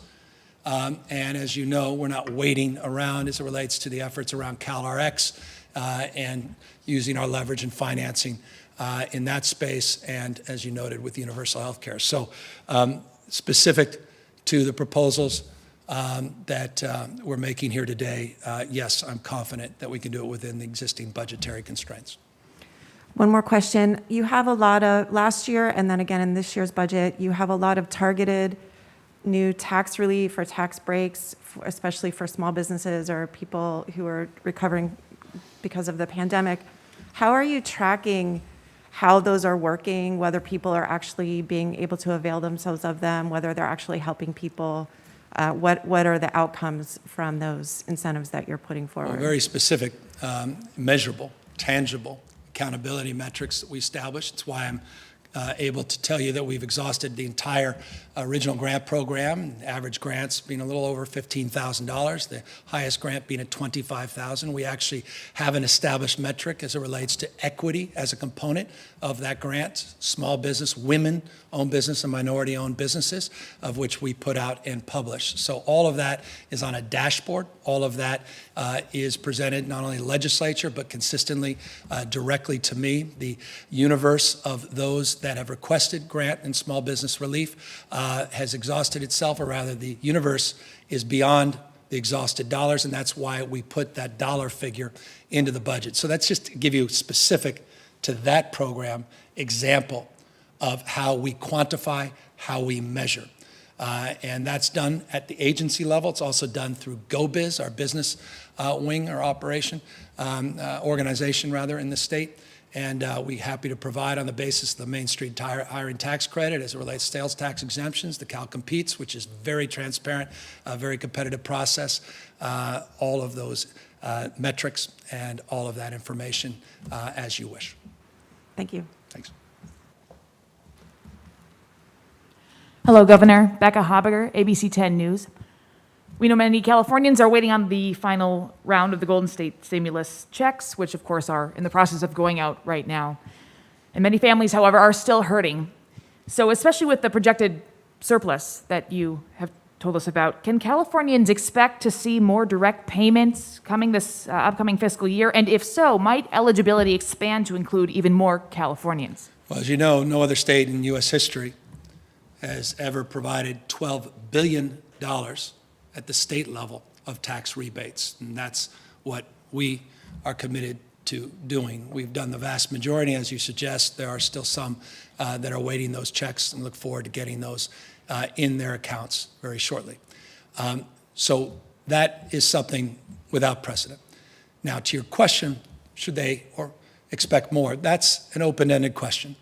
I am currently, and this is a question perhaps you'll be asking later to our budget team, but let me respond before it's specifically even asked. We project on the basis of the January budget that we will exceed what we refer to as the GAN limit by $2.6 billion. Now, as you may know, that $2.6 billion, half of it roughly goes to education. The other half has to go back to the taxpayers. So that's a more specific response to your question about potential tax relief or contributions of excess tax revenue going back to the people of the state of California. Now, the reason I didn't highlight that is that number will that number will substantially, most likely substantially change between now and May. And so we are awaiting more contemporary information and data, more reflected of what is currently happening before we had to put this budget to bed to ultimately make that determination. My sense is, to your question, that yes, there likely will be substantial contributions back to the taxpayers. What form they come in will work with the legislature, and to what degree, in terms of total amounts of dollars, will be determined more closely in May. I also want to note, it's important. I know many people believe that our reserves are not as high as they should be. I agree with you. But I hope they also would agree with me that in order to get those reserves where they need to go, we need a constitutional amendment to reform our reserve system. And right now, I'll give you an example. We reached the 10% constitutional threshold, and there's an additional $2.4 billion pursuant to the Constitution that needs to go for infrastructure investment. That's a good investment, but for those that would prefer those dollars to be in that account, it would require some changes to the Constitution that are much more nuanced than what I'm presenting. But the GAN limit, the constitutional caps, all of these things will become, I think, more clear, will be indeed more clear in the May revise, and will be more specific in terms of being able to respond to your question.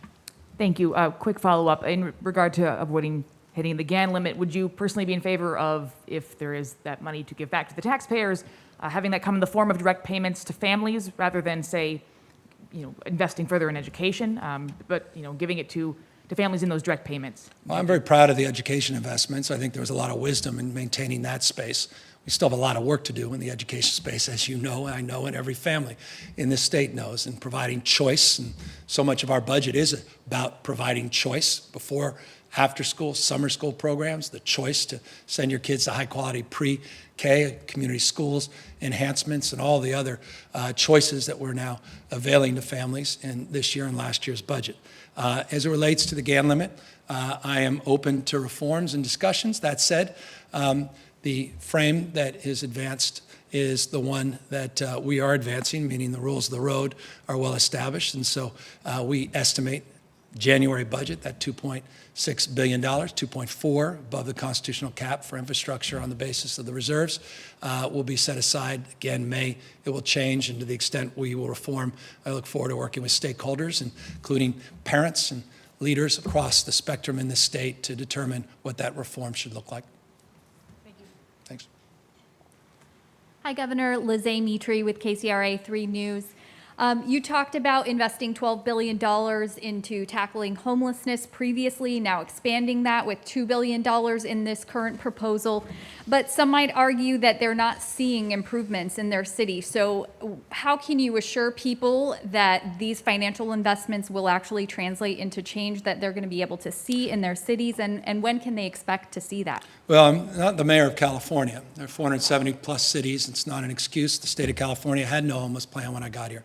There were no investment strategies. There was no comprehensive approach. Now, to give Governor Brown credit, there was a modest contribution of a few $100 million that went to cities and counties for flexibility, something as a former mayor that I was never afforded coming from the state. I recognize, as every Californian recognizes, that the cities are not able to address this issue. And so in the last few years, we've been putting unprecedented, not just pressure, but focus and attention to this issue, and building unprecedented supports for cities and counties. I can't make up for decades. I just joined my third year and been a busy few years. But it's going to be an exciting few more. These $14 billion investments are transformative. Now, I noted, because accountability matters, Project Homekey. I referenced Homekey, and I think it's important for you and viewers to know that Project Homekey came out of thin air. We came up with an idea, put pen to paper, and in 5.5 months after we got legislative approval for $846 million, we procured 6,000 new permanent units of housing, of which 8,000 human beings are now residing. So that's demonstrable, specifically, 8,000 people that would be otherwise in shelters or perhaps on the streets that are now in housing in a matter of 5.5+ months of being able to draw down those projects and begin to get people into those projects. Project Roomkey became a national model. 50,000+ people, because we master leased or procured hotel rooms in real time, got people out of shelters, off the streets, and into housing. That's why I referenced the number 58,000 people supported just in the last year to get them off the streets and supports they need. That's unprecedented in California history, and at the same time, not even close to where we need to go. And that's reflected in the budgets we announced last year and the budget we announced this year. The difference, as a former mayor, while I may have wanted something for free, as governor, respectfully, I'm not willing to reside over giving it for free. And we have created the first requirement in state history attached to these dollars to require homeless plans, accountability plans, detailed plans. There's 6 metrics that are components of those plans, and they have to be approved by our Interagency Council on Homelessness, and that will happen later this year. And if they actually reach the goals, they get incentives and bonuses for more additional discretionary dollars to continue to advance the cause of producing real intangible results. I'll close on this. The most vexing and serious issue, if I was still mayor, now as governor, observing this state, probably travels much more than anyone else in this state outside perhaps someone in the trucking industry, is the encampments. We've got to clean up the encampments. There have been not a penny in the past for those efforts. Last year we put $50 million up. This year, $500 million, specifically for resolution grants to get people out of encampments and to clean these encampments up. $1.1 billion last year just to clean up the streets of Caltrans, underpasses, overpasses, additional $100 million that we're adding this year. Forgive the long-windedness of the response. You're looking for a quick soundbite for your piece, but it's a complicated issue, and perhaps none more complicated than the issue of mental health. And that's why we're previewing comprehensive conservatorship reform and putting billions of dollars to rebuild our behavioral health system that was dismantled and destroyed over the course of your lifetime, over the course of decades, and hold ourselves to a higher level of accountability, as we will hold all the mayors and city county members to a higher level of accountability in terms of outcomes. Thank you. Thank you. Good afternoon, Governor. Matt Bigler, KCBS Radio. The second priority in your list of existential threats is climate change, Sir. And which is why I'd like to get your thoughts on the new solar rules, rooftop solar rules that are before the CPUC later this month. It would make it, from what I understand, more expensive for people to go solar and decrease the amount of money they can make by selling their power back to the utilities. The question for you is that the right direction for California to go if its goal is to have renewable energy? Well, that draft plan that was recently released, I just had a chance to review, and I'll say this about the plan: we still have some work to do. Hello, Governor. Adam Beam with the Associated Press. Is there any money in your budget that would pay for people from other states to come to California to get an abortion? And this question, of course, comes as we await a ruling from the Supreme Court that could lead to abortion being outlawed or severely limited in other states. Yeah, now, there's some nuances around existing policies as it relates to those, because we have many people that do come into the state. You're talking about a mass expansion in that space. As it relates to the January budget, there is not. Those conversations are ongoing, and we continue to work with providers, working with the legislative leaders in this space. There are a series of reforms that I enumerated as it relates to reproductive rights, a number that you saw on the slides, a number that I mentioned that were not included in the slides around flexibility in terms of medical procedures, but there wasn't a mass expansion specifically to your question in that space in the January presentation and budget that I'm providing and presenting to the legislature. If I understand correctly, I guess negotiations or discussions are still happening. Is this something that you are pushing for? Well, the budget that we laid out lays out my priorities for this moment. A lot of negotiations are occurring across the spectrum of issues. I'll leave it at that, and respecting your question and your follow-up, particularly at a profound time, an existential time for reproductive rights and women's rights. I've said this on many occasions. It's rather extraordinary to me what has happened in Texas and what has happened in the U.S. Supreme Court. And so I feel a great sense of responsibility as a Californian, as a father of, well, not 4 kids, 2 happen to be young girls, to do everything in my power to empower them, empower their rights, their freedoms, and to preserve them, and to maintain California's unique role, and I would argue responsibility, to be a national leader in this space. So I'll leave it at that. We'll work through the details over the course of the next few weeks. Look forward to engaging the legislature more on this very, very important issue as we anticipate the Supreme Court ruling later this year. Thank you. And finally, last question. Do you support the plan that was introduced by some Democratic lawmakers earlier this month that would pay for single payer by raising taxes by an estimated $163 billion? No, I have not read the plan. You saw my proposal today is universal health care, first in the nation. You've seen my strong advocacy in this space. I laid out what I've been proposing over the last few years and the components of moving in that direction, and the need to understand more fully and comprehensively an approach and strategy, the tax incentives that I've laid out in this year's budget, including $5.5 billion in tax credits for research and development. I have not had the opportunity to review that plan, and no one has presented it to me. Hi, Governor. Dustin Gardner from the San Francisco Chronicle. You talked about leaning into conservatorships. What exactly do you mean by that? Well, as I said a moment ago, when you ask, I will only say that I look forward to telling you more. And I'll just say I look forward to telling you a lot more in the coming weeks. I recognize what you recognize. What's happening on the streets and sidewalks in our state is unacceptable. As someone that's leaned in terms of reforms in this space around Laura's Law and LPS in the past, who put out a broad vision around this issue, including homelessness, but broadly around behavioral health, in a State of the State speech 2 years ago. I think my position is well established and known in this space, and just know over the course of the next few weeks, we will be providing more detail to the legislature of exactly the kind of reforms that we will be pursuing in the upcoming months. And specific to clearing out encampments, you referenced that today. What sort of approach do you have in mind there? Are you talking about some sort of potential right to shelter approach? What framework are you using? Look, I was a mayor. I got thousands of people off the streets. I know exactly the approach I would take. I'm not the mayor of California.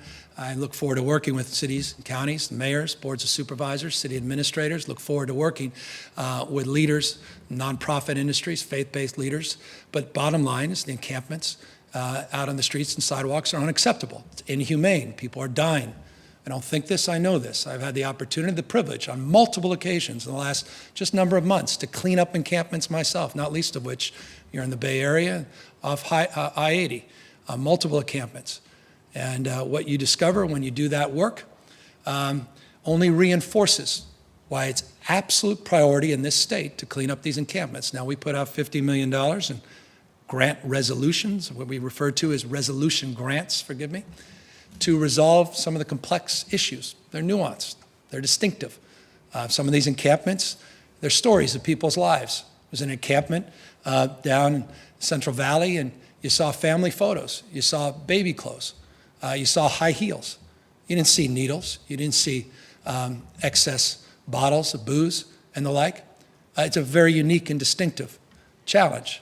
That required a different approach, and that's why we put out $50 million of matching grants to help support local decision and determinations to deal with resolutions in order to encourage people off and out of these encampments. I'll give you another example. Down in Southern California, working with the VA, we had an issue outside of the VA of an encampment. The resolution there required actually bringing the tents into the VA proper off the sidewalk, because many of the vets, because of their unique needs, were unwilling to get out of the encampment. They wanted to be together as a cohort. They wanted to be protected and respected as it relates to their tents. And so we brought the tents in safely, and then we went out and got an additional, I think it was 86 tiny homes. Lennar Corporation, to their credit, provided them, and we put them right next door, or not next door, quite literally 5 yards away from the tents, and said, when you're ready to come out of the tents, we have tiny homes, and the goal is to eventually get them into the VA system. So it's complicated, and each one of these requires different strategies for resolutions. So you asked me to respond. It's not one size fits all.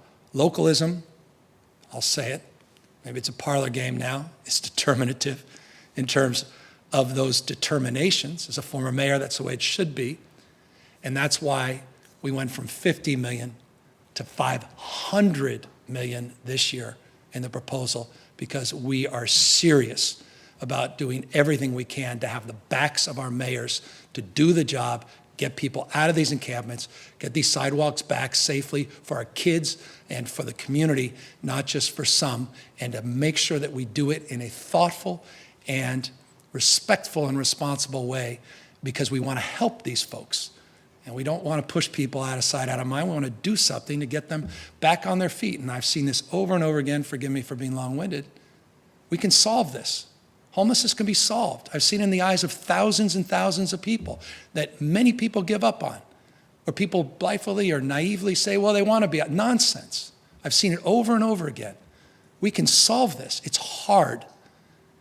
Tens of thousands of people, hundreds of thousands, arguably, episodically, throughout the year, struggling, living on couches, the back of their cars, people's garages. It's a tough issue. And California, we have a responsibility not just to acknowledge that, but to do something about it. And I just put up what we've done in the last couple of years against any of the rhetoric. And I hope people see a real roadmap here and a strategy. And to the extent people have better ideas, boy, we look forward every day to hear those and incorporate new strategies. But I think one that's long overdue is conservatorship reform, because we, with respect, need a few more tools to help those that clearly can't help themselves. Hi, Laurel Rosenhall with the Los Angeles Times. I was hoping that you could address the feeling of confusion around COVID-19 that so many people are feeling, and by addressing some of what seems to be inconsistencies in your policies. For a long time, you said that people who test positive, even if they have no symptoms, could be transmitting the disease. But just in the last few days, you've directed positive but asymptomatic healthcare workers to return to work in settings where they're intimately caring for other people. You've mandated vaccines for all state workers, but you're fighting a court order to mandate vaccines for prison workers.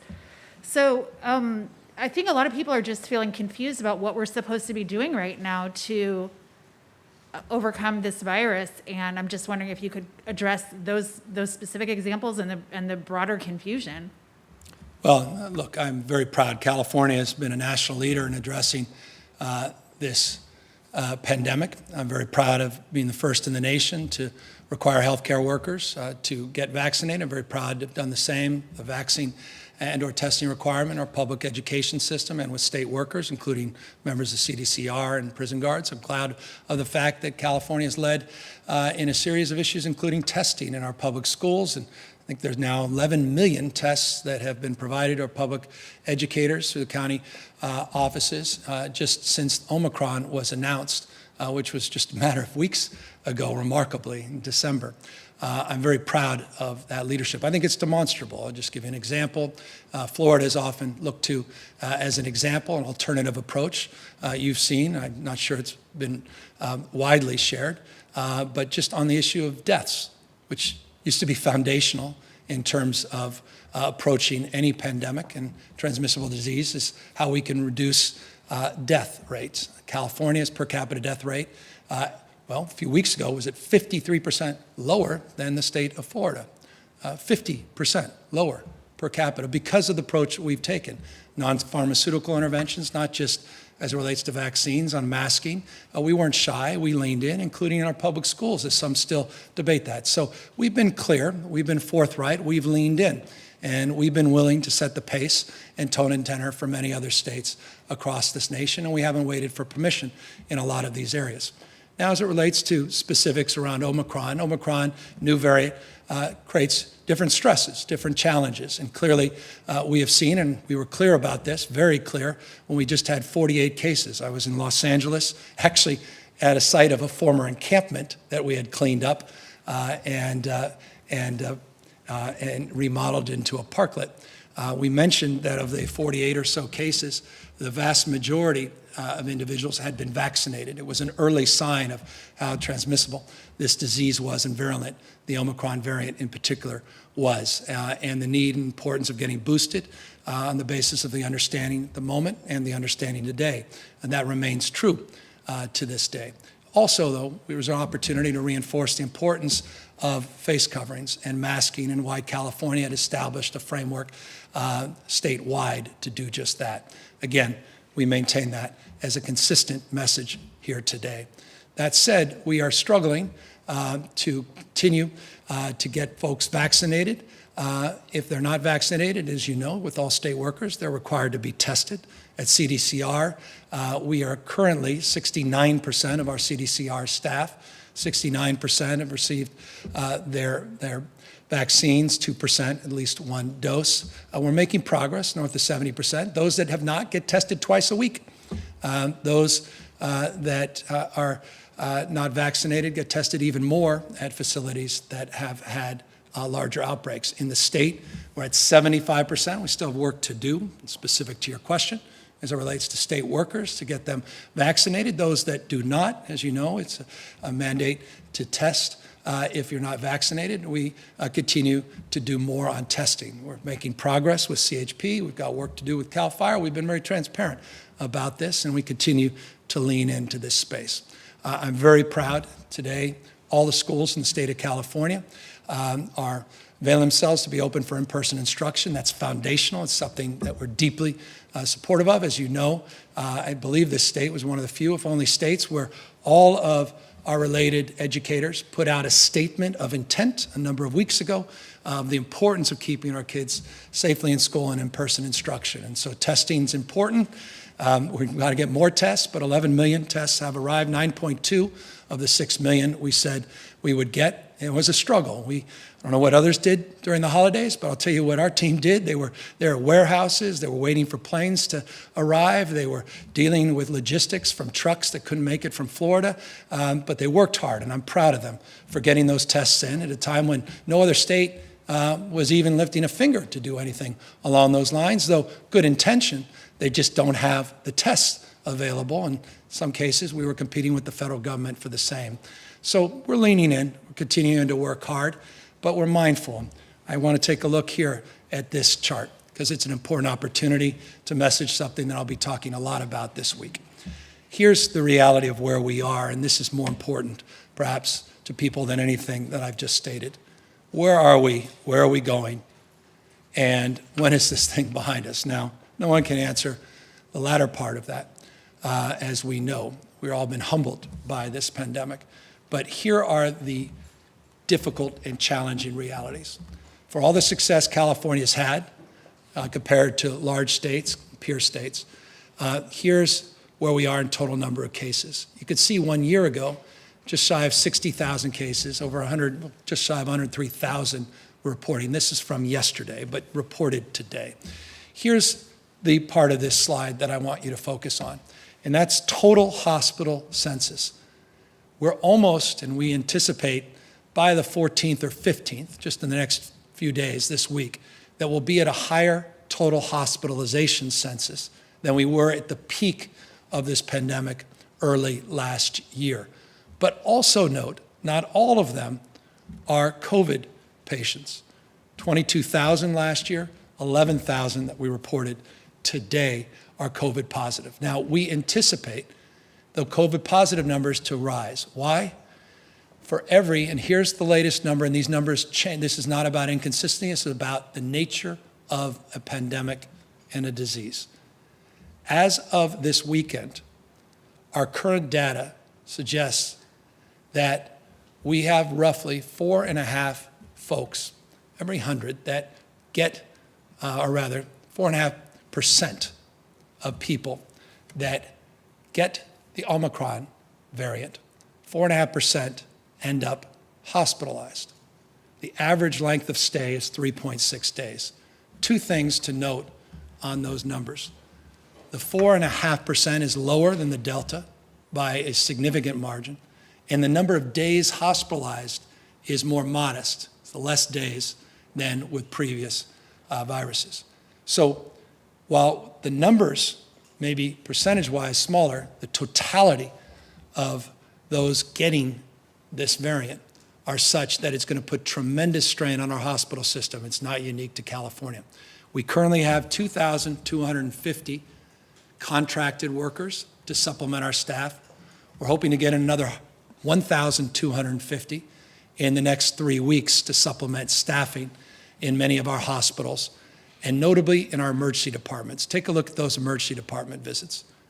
You see that number substantially greater. That's where tremendous stress is currently being placed as it relates to our EDs. And so we have work to do. You referenced some changes we just made. They're very consistent, and I hope you'll go back and take a look to avail yourself of more understanding of some previous orders we put back that allowed for the flexibility that we just allowed for as it relates to health workers. And so we extended that same flexibility as we had done in the past in order to address the stress on the system. It's called dealing with reality. The pragmatism, not what you want, but what you need to do at a time of challenge and constraints and scarcity as it relates to resources and resources we're competing with across the country. So we've done that by providing 200 more National Guards men and women at our OptumServe sites. We've extended the hours of operation. We've averaged just shy of 600,000 tests a day, just over example of the last 3 days, just as an example. We're proud of that. Proud of the partnerships with our own lab, Valencia Lab, doing 60 to 80,000 tests a day. Proud of the pre-existing work we do with the schools with PCR tests. As you know, proud of this, that we have submitted over 1 billion units of PPE to schools and communities, including N95 masks over the course of the last week or so, to specifically 6 county offices, tens of thousands of N95 masks on demand as needed. Those N95s will be delivered to our schools so we can provide even more additional protections. Many moving parts to address this surge over the course of the next few weeks. And let me just preview. It's not on this slide. Much of what I've said is not on this slide, but this slide will give you a sense of where we are today. We are projecting on the, depending on which chart and projection and modeling, and again, this is art, not science, that our COVID census, you see at 11,048 today, that census may increase by February 2nd to as high as 23,000, which would be above the hospitalized census peak from last January. And I believe that was the census peak last January was around the second or third week of January. So it gives you a sense of where we are.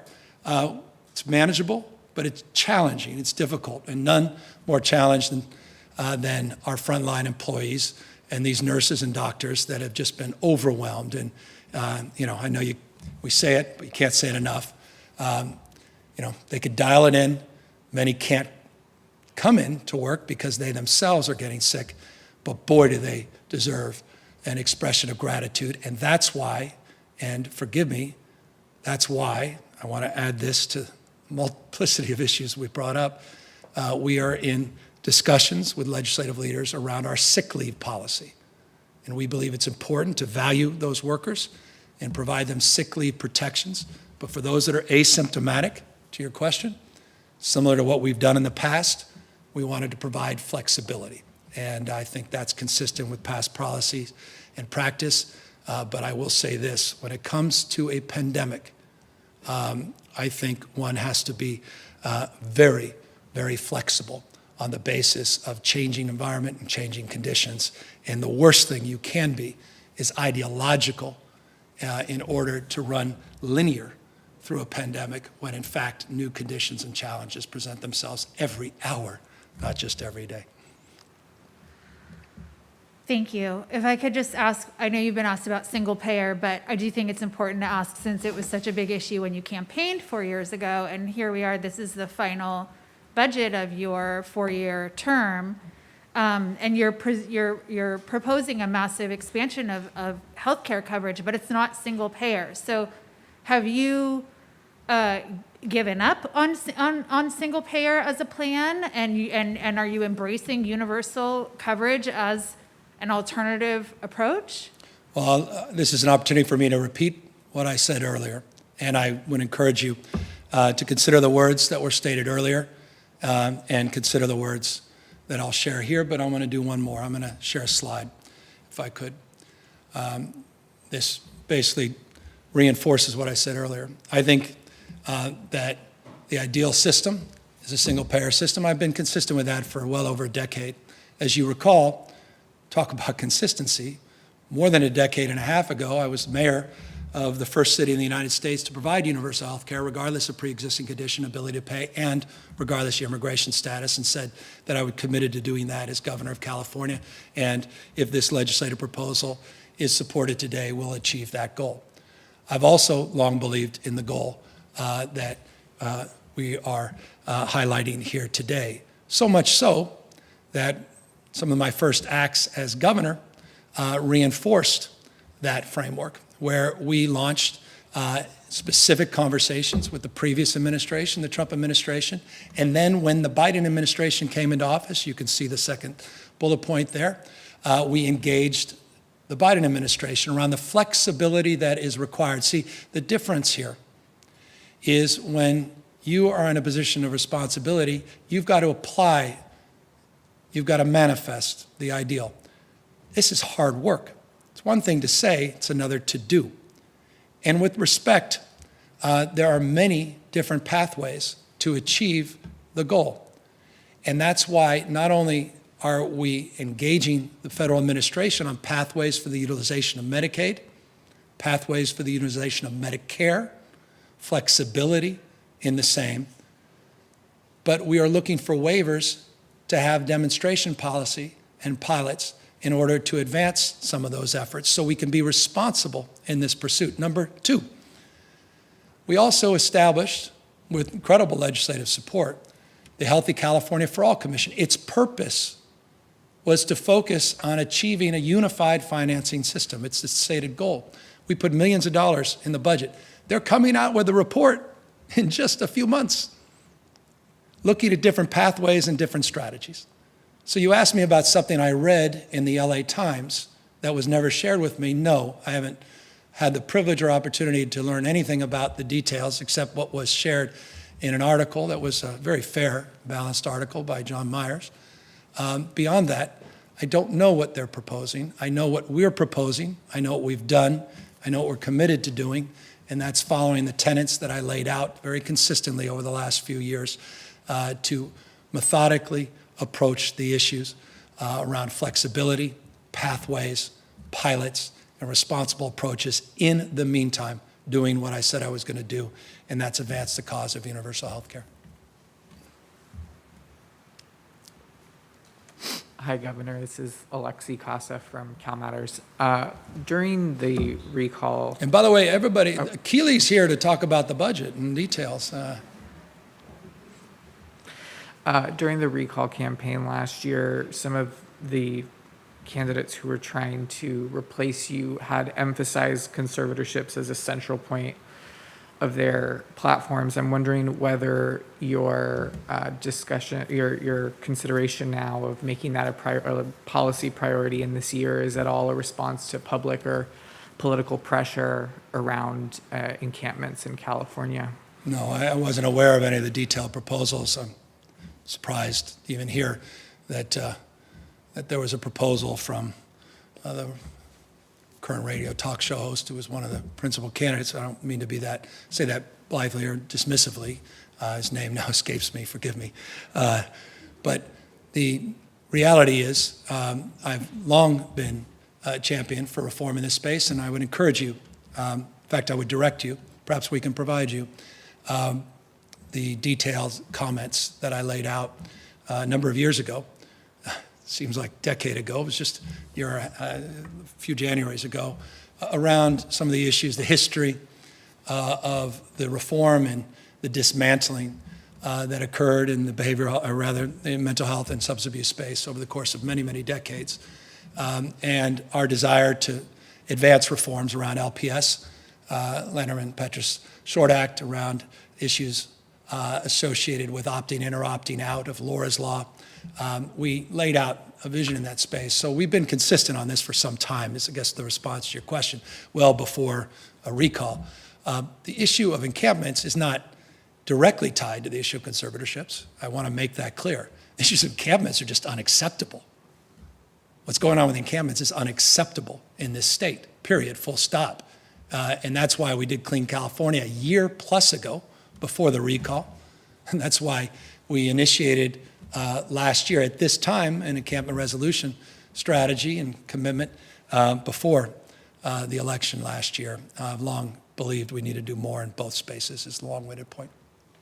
Comments today, briefly touching on that proposal, and obviously you won't discuss the details, but you seem to tie them together as a strategy to deal with the encampments, to give the state more of a role on conservatorships to force people into treatment and out of these types of encampments. Well, it's an opportunity then, if that was, and forgive me if I was directly tying it was not my intent to directly tie it to encampments. It's to talk more broadly about what's going on in the streets and sidewalks. Very concerned about ISTs, people that are decompensating, people that are struggling across the spectrum. I think it's reflected, a lot of these reforms, in the CalAIM proposals that go back now close to 3 years, the integration of brain health and mental health issues that all are components of conservatorship reform. So this is something we've been at a long time. It's where you land. This is tough stuff. A lot of good people on all sides of these issues. And we've been stubborn, a lot of incoming in the last year and a half in the health space. We're trying to do our best in terms of keeping everybody on this topic and focused and moving a direction. We need legislative support. We're going to need legislative partners. We got a lot of work to do in this space. I'm previewing it because I think it's important.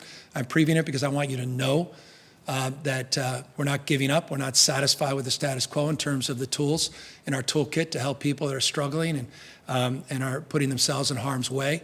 I don't want to see any more people die on the streets and call that compassion. There's nothing compassionate about someone dying in the streets or stepping over someone on the seats or sidewalks. Nothing compassionate about that. And as I said, what's happened in encampments, I've been there cleaning up encampments myself. We'll continue to be doing that. And cleaning up this state, which I've been doing on at least a half dozen occasions without any of you around, because I'm committed to the cause that I think is uniquely challenging here in the state of California to address this crisis, and it is a crisis, homelessness and housing. And then can you just clarify this $2 billion for homelessness, housing in the budget proposal today? Is any of that for more permanent units? And with all of the investments over the last couple of years, how many permanent new units of supportive housing does your administration estimate you'll ultimately get to in all of that funding? Well, the goal is, and I'll give you the exact details here in one moment, but the goal is we have a numeric goal in terms of the housing, and we laid that numeric goal out last year, and we are now adding to that numeric goal. If you can see right here on the slide, that the numeric goal for, let me get this correct, someone else has taken over the slides. Here we are. So 44,000, specific to your question, 44,000 units was in part of the comeback plan. We're talking about an additional 11,000 units. So the numeric is 55,000 total new units and treatment slots, to your question. As it relates to new money, I'll remind you, and it's why I put this slide up, to remind everybody the multi-year commitment. There's the 55,000 new homes and treatment slots. But as it relates to the specific investments, these multi-year investments, there were specifically about almost $3 billion laid out for behavioral health housing, specifically in that space. What we're offering this year is additional money to find a bridge to the permanent supportive housing. And that's tiny homes, that's procuring treatment and health slots and shelter slots in the interim. So the ideal is the permanent supportive, but in the interim, we've got to do more to provide rapid rehousing and other supports that are part and parcel of that $1.5 billion package. I'll have our team walk through the details of what's eligible for the dollars. It's been well thought out, but it is a bridge solution till the larger package, the $12 billion from last year, is ultimately implemented over the next number of years. Governor, Nicole Nixon with Cap Radio. Why wait until 2024 to fully expand Medi-Cal, especially since we're in a pandemic that is disproportionately hitting undocumented workers? I believe the expansion for 50 and over was passed last year and fully implements in a few months. So why a longer timeline for full expansion? Well, I want to just acknowledge we're doing something no other state's done. I want to acknowledge the fact that the state has not been shy, and we've led in terms of the expansion for everybody 0 to 26, regardless of their status, which was one of the first things I did as governor last year.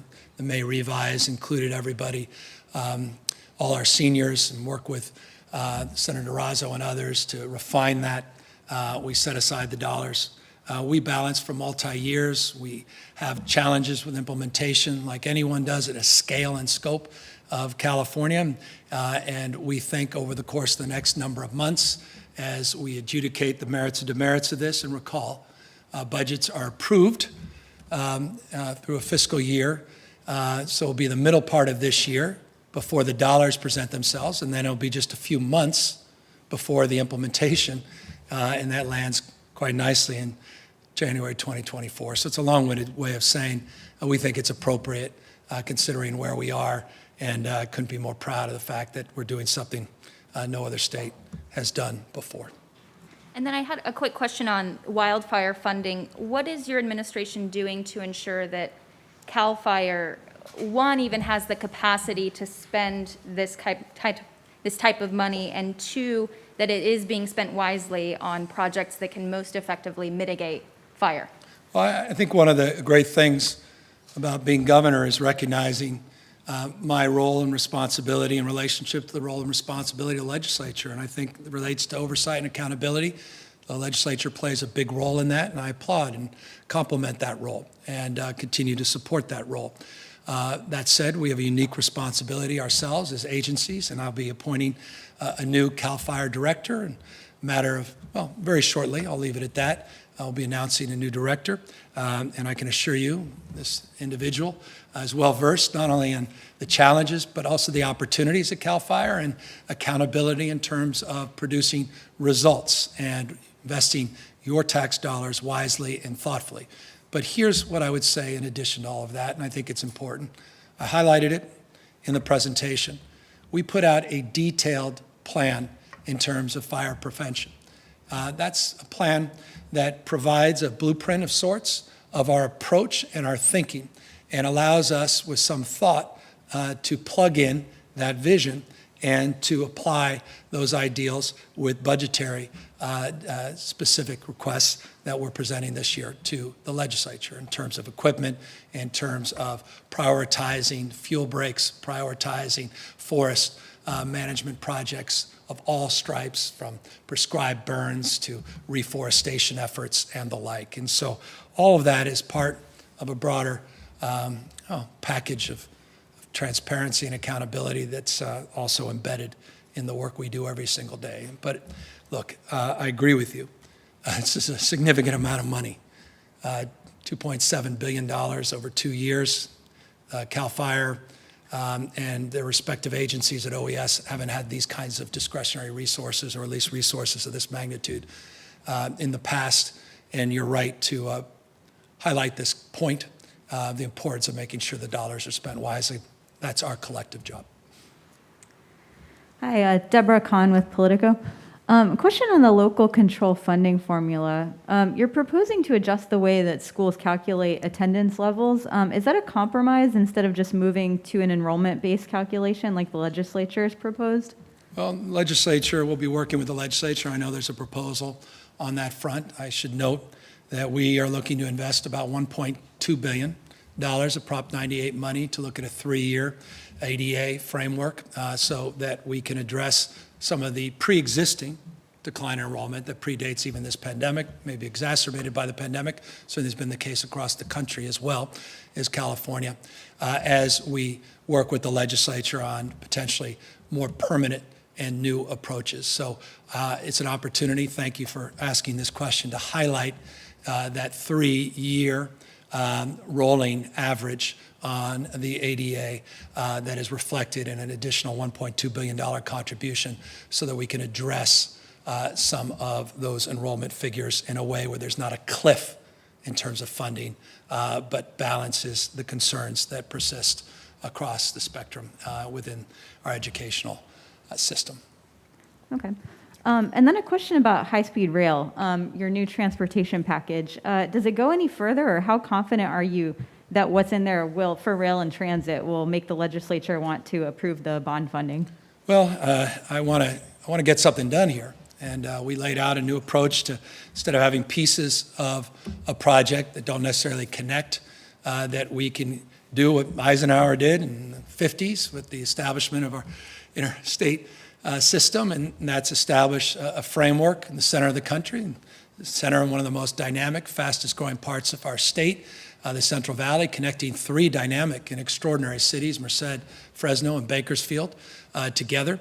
At the same time, doing that and finishing our environmental work, both for the northern and southern terminus, which we've done, and continuing to fund regional projects that can connect to the larger projects. So your question deserves a response, and as you can see in that transportation package, those regional projects are for regional transit projects that actually have components that are already part of the larger blueprint for high-speed rail, but are not exclusive to the high-speed rail, but are planned to plug in if and when the resources present themselves to more fully implement the broader vision. But we want to get the job done in one of the most dynamic parts of our state. We want to do justice to those in the Central Valley.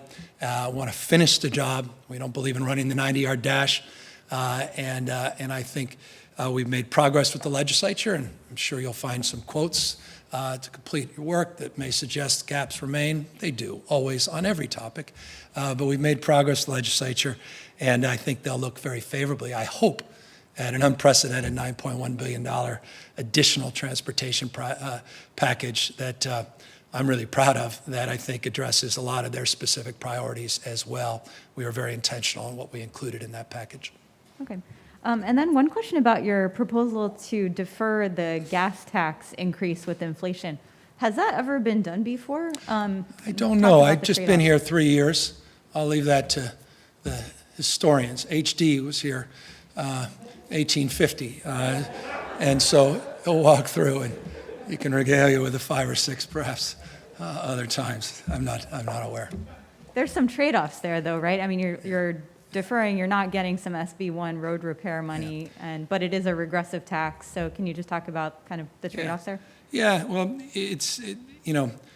because California is as resilient as it is, because we have the fastest growing economy of all Western democracies over the last 5+ years, because we've done a little better than many in terms of addressing the pandemic, and as a consequence, our economic output is strong, and as a consequence of that, our budget's running really just extraordinary back-to-back surpluses. We are able to backfill that loss, as you referenced. So we're able to do that, and so that would be how I respond. No trade-off in this respect. Will make full those agencies that would otherwise avail themselves of the $523 million. Again, it's an estimate on the basis of what, a 5.6% inflationary adjustment on July 1st. Again, the experts will come up and they can adjust that inflationary number if I'm off by a bit. Hi, Governor. Anita Chabrier with the Los Angeles Times. I just wanted to go back to reproductive rights for a moment. It looks like there's about $60 million in your proposal for reproductive rights, $20 million for training providers, $20 million for subsidies, and $20 million for increasing security around infrastructure and facilities. Do you see that commitment going forward regardless of what the Supreme Court does, or is it something that's reactionary? No. And can you tell me how concerned you are about threats if California does become a sanctuary state? Well, I don't know about threats. I see it as opportunities. It's devastating because the threat to women's lives all across the country will be put into peril. And California is going to stand tall. Won't be the only state, but there's 24 states that have triggers that immediately revert if indeed they're successful at the Supreme Court. So this is an opportunity for California to express itself fully, to have the backs of women and girls, and to make sure that reproductive rights are advanced, and we do so with all the confidentiality and respect that women are, they should be, that they deserve, and we would like to afford. So the answer to the question is no. I hope we can continue to expand opportunities for reproductive rights, regardless of what the Supreme Court does. I hope that we can continue to look for efforts and opportunities to expand the workforce and provide flexibilities and security for our providers across the networks. And no, by no stretch, I want to make this clear, are we done, even between now and May.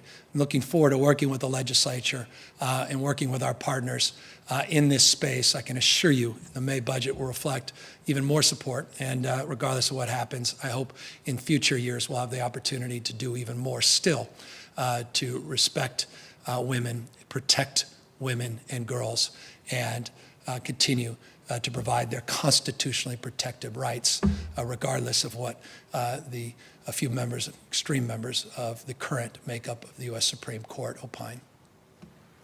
I'm going to jump to behavioral health. You've pointed out a couple times how decimated our system is for mental health care. It presents a really great challenge, not just in terms of providers, but facilities. Without going into conservatorships, what's your overall vision for what you want to provide in California for mental health care? Are we looking at community-based care, an expansion of hospitals?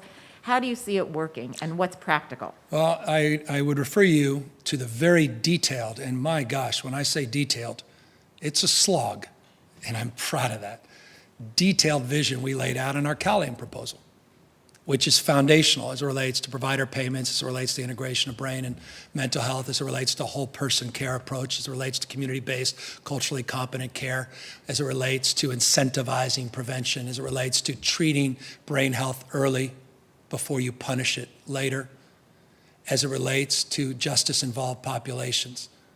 And then I would refer you, number two, to the details that back up the California Comeback Plan related specifically to the home key expansions and the behavioral health expansions that were approved by the legislature last year on the infrastructure that is above and beyond the vision laid out as it relates to the reforms pursuant to CalAIM. And then I would, to the extent you're still interested and you haven't lost interest, refer to a number of other segmental components that are connected to the behavioral health system, but don't necessarily reside in those two buckets, not least of which the incredible support that is provided annually pursuant to the 1% surcharge that now current Mayor Darrell Steinberg has provided, which is north of $3.5 billion a year. And as I told Darrell the other day, I said, you talk about a contribution. You could be someone worth one of these billionaires worth $100 billion saying, I'm going to give all that money away, or you could have done what Darrell did to set aside billions every single year to the most vulnerable Californians as a set aside for all the years he has. Boy, talk about a life worth living and a life well lived. And so we look forward to making sure those dollars are well used as well. More reform in that space forthcoming. Good afternoon, Governor. Thank you for being here.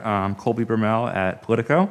I want to follow up on your answer to the rooftop solar question. You said that more work needs to be done on the PUC's proposal. Can you please provide any more details on what needs to be changed? And are you worried that cutting installation benefits and imposing a monthly fee will hurt the solar industry and customers who want to install panels? Well, I think on the basis of the latter part of your question, by definition, my assertion that we have work to do suggests and implies that just that we have work to do. So I'll leave it at that. We're many parties, many conversations, lots of balls in the air, a lot of work in that space. More on that very shortly. But I think my answer says, well, at least responds to the latter part of your question. Do I think that changes need to be made? Yes, I do. I get two other quick questions. Thank you so much. Your former energy advisor, Alice Reynolds, is now the CPUC president. I wanted to know what you've tasked her with in terms of the PUC's mandate going forward on the various energy issues facing the state. I've tasked her to use her intellect, maintain her independence, to advance her integrity, and to use her best judgment in all deliberations pending and forthcoming at the California Public Utilities Commission. Beyond that, nothing more. I don't require litmus tests on details related to things pending or forthcoming. I appoint people on the basis of their character and their values. I've worked with her for 3 years through some of the most challenging and vexing issues you may recall. Seems like the black and white movie days, we were dealing with the largest investor-owned utility in the United States of America that was in bankruptcy. We had the prospects of financing drying up for the other IOUs in the state, the impact on our CCAs, our entire energy sector potentially at peril, not least of which as it relates to solar and storage industry. She did a magnificent job stewarding a process with the legislature. I want to thank all the incredible legislative leaders, Holden and others, for their great work in that space. That's was all the audition she needed to take the reins as chair of the PUC. Thanks. And my final question here is to ask about cannabis. And the proposed budget says that the administration supports cannabis tax reform and plans to work with the legislature to make modifications to California's cannabis tax policy to help stabilize the market. And my question on that is, can you provide more details on what kind of tax reforms you want to see? Well, always at peril, and I appreciate, and thank you for your question. I hope you can appreciate. A lot of good people have difference of opinion. Let me put up a slide just in terms of just providing additional bullet point. You may have seen it, though you're a little ahead of perhaps most that got through 300 pages, but we're projecting about $387 million of revenue in 2023. Now that assumes existing tax rates. So to your question around reforming tax policy, that has an impact on the 60%, 20%, 20%. You may recall the allocation of this tax revenue primarily goes to child care, youth services, land acquisitions, and law enforcement. And so we've plugged budget components on the basis of an estimate in January, $787 million. So any reforms, to your question, need to consider the impacts of revenue, impacts to those categories of funding and investments, how that gets offset, how we augment that support. It should consider different components of the industry, and reforms have been offered aplenty. And so I'll just leave it at that, except to say there was intention by having that language in the budget. It is my goal to look at tax policy to stabilize market. At the same time, it's also my goal to get these municipalities to wake up to the opportunities to get rid of the illegal market and the illicit market and provide support and a regulatory framework for the legal market. And we need to disabuse some of those that are still holding out to the world. With all due respect, I don't think any longer exists of those opportunities. So we have a lot of work to do in this space. We've got a great director. We've consolidated many components of the industry, as you know well. And this year, I'm looking forward to working directly with the legislature on reforms at peril of prescribing, where I hope we land. I will look forward to doing so in a sequenced way so that we don't create more problems in terms of those negotiations. We create opportunities. Hi, Governor. Sophia Bolag here from the Sacramento Bee. You mentioned a couple of times in your presentation that you anticipate there will be significant changes between now and your May revision. I'm wondering, do you anticipate that the projected surplus will grow or shrink? And what, are the major factors that you think will affect sort of differences to your budget plan between now and May? Well, I think the most foundational is the just extraordinary capital gains you saw. I don't know where the S&P is today. I think they had 3 or 4 sessions where the S&P was declining. I'm very sensitive. It's like looking at the weather. I don't like the weather the next 6-7 days. Too dry. I don't like S&P. It goes down. I feel stressed, perhaps differently than others. I don't have a portfolio personally, but I do on your behalf. And I want to make these investments. I want to get folks off the streets. I want to make California more affordable, and I want to disabuse of all the critics that there's any veracity to their critiques. My point being, perhaps the most important determinative is what the Fed does, what the central banks do in terms of our fate as it relates to the tax structure that we currently have in this state and the volatility that is foundational and component of that policy because of our reliance on a small number of taxpayers and over-reliance often on the capital gains. That said, I'm not naive to this point, quite the contrary. And I'm sure Keely will come up and talk to you about it. What's the difference, you ask, between the LAO's estimates of surplus and the state or finance?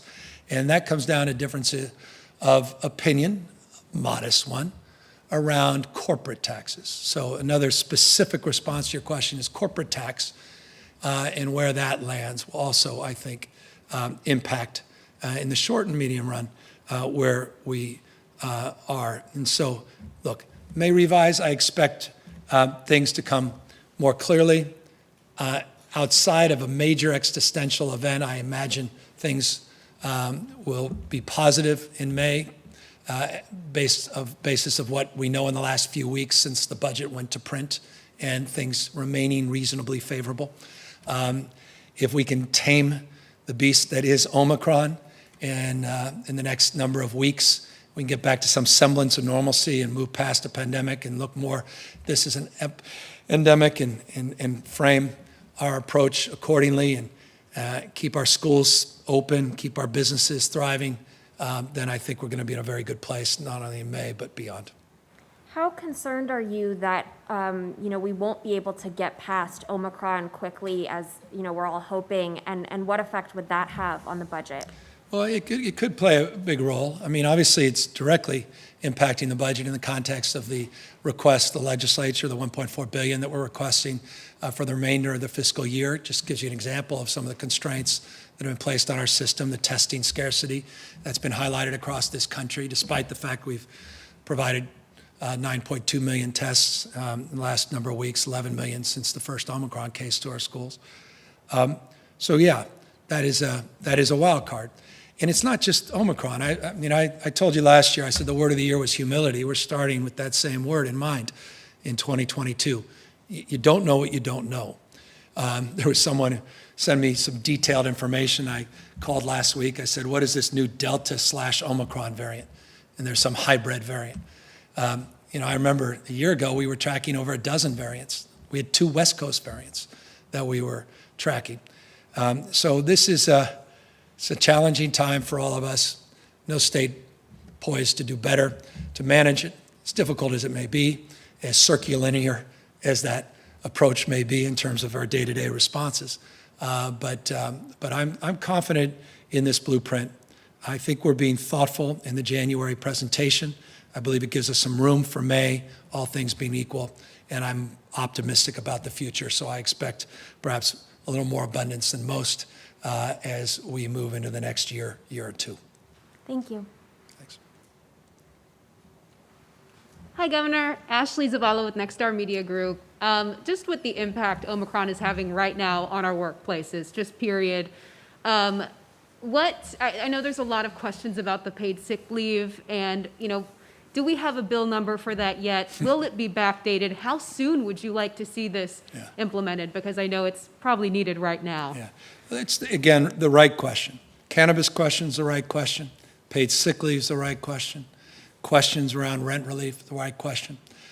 We are in the process working with legislative leaders on all of those to figure out exactly where we land. So bill numbers aside, those negotiations are underway at the highest level of leadership. And again, let me applaud the pro tem and the speaker for taking the mantle, as they did with many other critical things throughout this pandemic. And our staffs are working closely to figure out where we land. I'll just offer, as an aside, it's too much information. I hope my time's almost up. We'll get finance here if they're still here. I hope you're still here. There's The sick leave we put together in the past, there's different criteria now as it relates to new OSHA standards federally, statewide, as it relates to isolation and quarantine requirements that have changed compared to where we were the last time we established the sick leave frame. There's some that want tax credits or grants. There's others that want to exempt those that were not exempted before in terms of the size of the number of employers that with number of employees, or those that want to expand it further. There are a lot of considerations, long-windedly. But I'll tell you, this is a top priority for me. Sick leave, getting the detailed answer to your question. I know it's deeply held top priority of the legislative leaders and of all of those that would benefit from it, particularly our frontline employees, particularly all of those that put on a uniform every single day to take care of our loved ones, in some cases taking care of many of us that have struggled and suffered through this pandemic. And those are the people we're doing this for, and we recognize they want an answer to that question, and quickly, and they deserve it. And just a quick follow-up to that grim hospitalization projection that your administration is making. Dr. Galley last week addressed this, and I just want to make sure maybe this is still the case, that businesses and other restrictions, closures are not in the discussion right now as it relates 100% to this correct. program. Okay. Absolutely. Thank you. Thank you. Hi, Governor. Angela Hart with Kaiser Health News. I'm told I'm second to last questioner, so you're in good luck. I want to ask you about your vaccination strategy. You've pushed vaccinations and dedicated more money to increase vaccines across the state, but your messaging has caused tremendous confusion, and some in public health even say it has perhaps given people an excuse to not be vaccinated, as you have regularly publicly discussed personal belief exemptions and religious exemptions.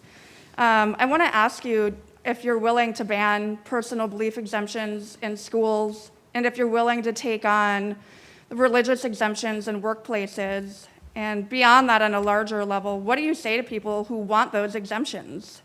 Well, I'm very proud of what the state of California has done on vaccines. No other state has administered more doses of vaccines. We've been very consistent around the importance of getting boosted. Over 50, I think it's 50.67%. People now have been boosted in the state, still have work to do in that space. Given a lot of tools, supports for new testing sites. I noted there's testing sites that exceed over 6,200, but we also are providing flexibilities and support across the spectrum for more ample opportunities and sites, more partnerships with community-based organizations numbering over 700 to provide equitable access to boosters and to the vaccines. I'm very proud of the fact California has led, and many other states followed, with vaccine or testing. In fact, federal administration followed that up on the basis of a lot of the work that we did here in California. As it relates to getting that booster in the arms of healthcare workers, we've been very consistent on that as well, and we think that should be encouraged. Boost and or test. Now, that said, not with the healthcare, but with our state employees as well, we continue to make progress in that space. Now, as it relates to our emergency authorization, my authority as governor of California through executive orders as it relates to public schools, I believe perhaps you're referring to that, that needs to be codified if indeed it's the decision of the California legislature to do so, and there'll be discussions around that, and we can discuss the merits or the demerits of that. We've been consistent about what my order does and does not, and that's the basis of the facts that were presented and consistently been presented over the course of the last number of months. As it relates to where we land with the legislature, like many issues that we've been described today, we'll let that process unfold. We'll have those conversations, and we'll land where we are. We did what we felt was appropriate at the moment, and on the basis of those discussions, I look forward to illuminating you to my thoughts as they develop based upon where the legislature is over the course of the next few weeks and months. Governor, just a quick follow-up on that point, though. You haven't been shy about calling for specific legislation on key components of your policy agenda. So are you unwilling in some ways to take on the personal belief exemptions that so many parents want today?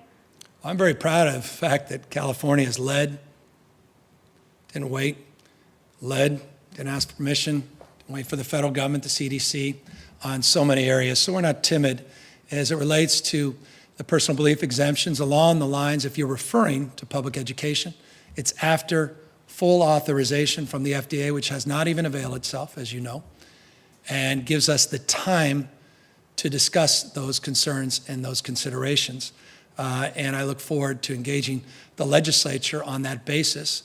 But I am very proud of the fact that we led, and California was the first state in the United States to require those vaccines for healthcare workers and promoting the same for our students, the 11th required vaccine that builds on a well-established vaccine protocol that has existed not only in this state and this nation for decades and decades. Thank you. And briefly, let me ask you about Medi-Cal RX. Community clinics and other entities across the state are really concerned that there's zero money or not enough money in the budget to offset federal 340B losses. I didn't see any money in there, and I'm wondering why not give these entities the money they depend on to offset drugs for poor people and a range of other programs? I think, let me cut you off. I think someone's misled you. I'll have Keely and the team provide the details of some of those supports that are not unique to this year, but were provided last year as well.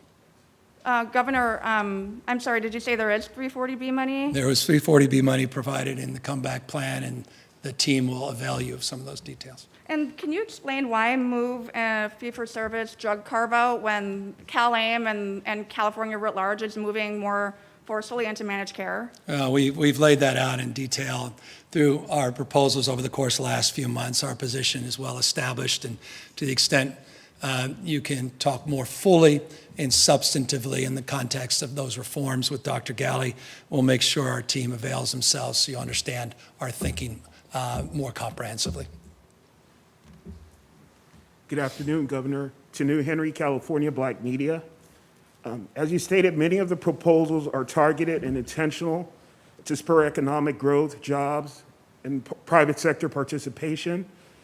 Are there specific plans to make sure they're equitable and inclusive, particularly for Black Americans who are still, Black Californians who are still experiencing unemployment rates that are higher than statewide averages? Yeah. We've designed the programs with equity in mind.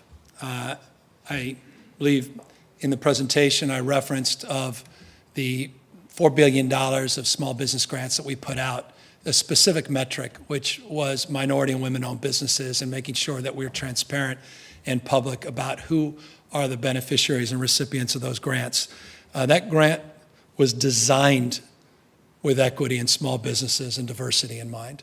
Our vaccine efforts are designed with equity and diversity. In fact, we created a healthy index as it relates to what we refer to as quartiles in the state around this framework. So it's in abundance across the spectrum of the work we do, including specifically the work we continue to do to navigate around testing and vaccine protocols through COVID, and specifically to the extent that I think you are looking for more around economic development, specifically around economic and workforce development. And so you'll see that throughout not just the budget itself, the 300 pages, but in terms of all of the work our agencies are doing, not least of which GovOps. And I only reference GovOps, forgive me, I lose everybody. But Yolanda Richardson, our agency director, has been an incredible leader in this space. She actually created an office within government office around the issue of equity to make sure we're holding ourselves to account so you and others don't have to in terms of advancing that cause. Also, you mentioned new investments in our CSU and UC systems.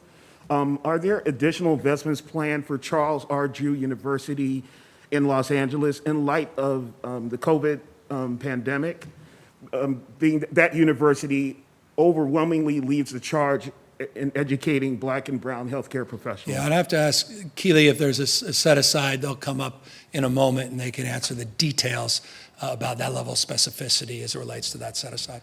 But broadly, We're putting together a vision for the future, a framework, a multi-year commitment to the system that provides more predictability and we hope more accessibility, particularly for our diverse populations in the state. 16,000 new slots that are part of our multi-year compact that will be set aside just in the next budget year as a down payment, our commitment to make sure more California residents and more diverse student body is represented, that truly represents the state, both at the CSU and the UCs.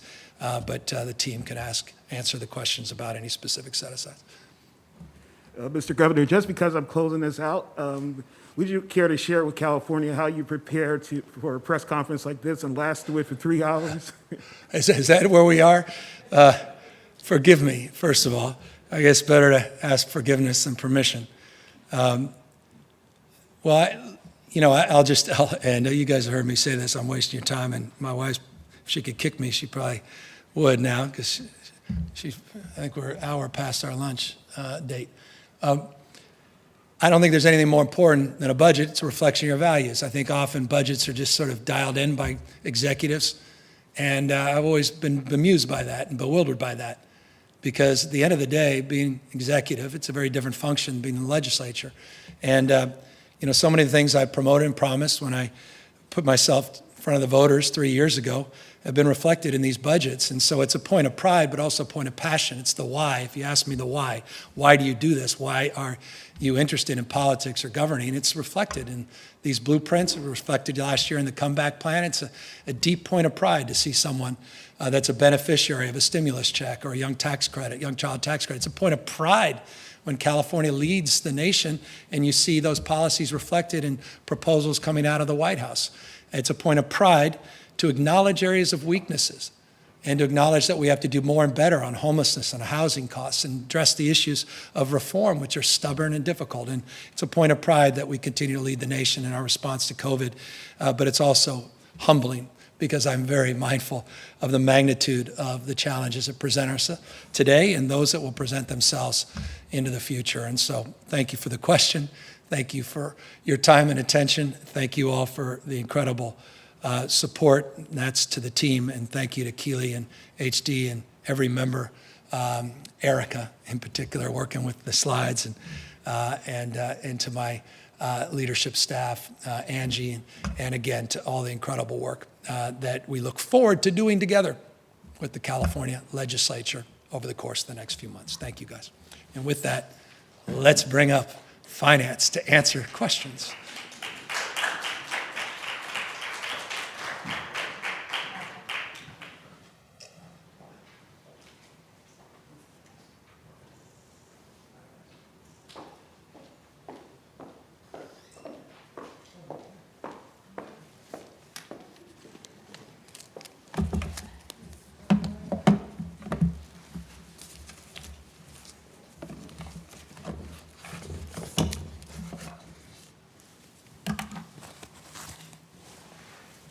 Good afternoon, Keely Bosler with the Department of Finance.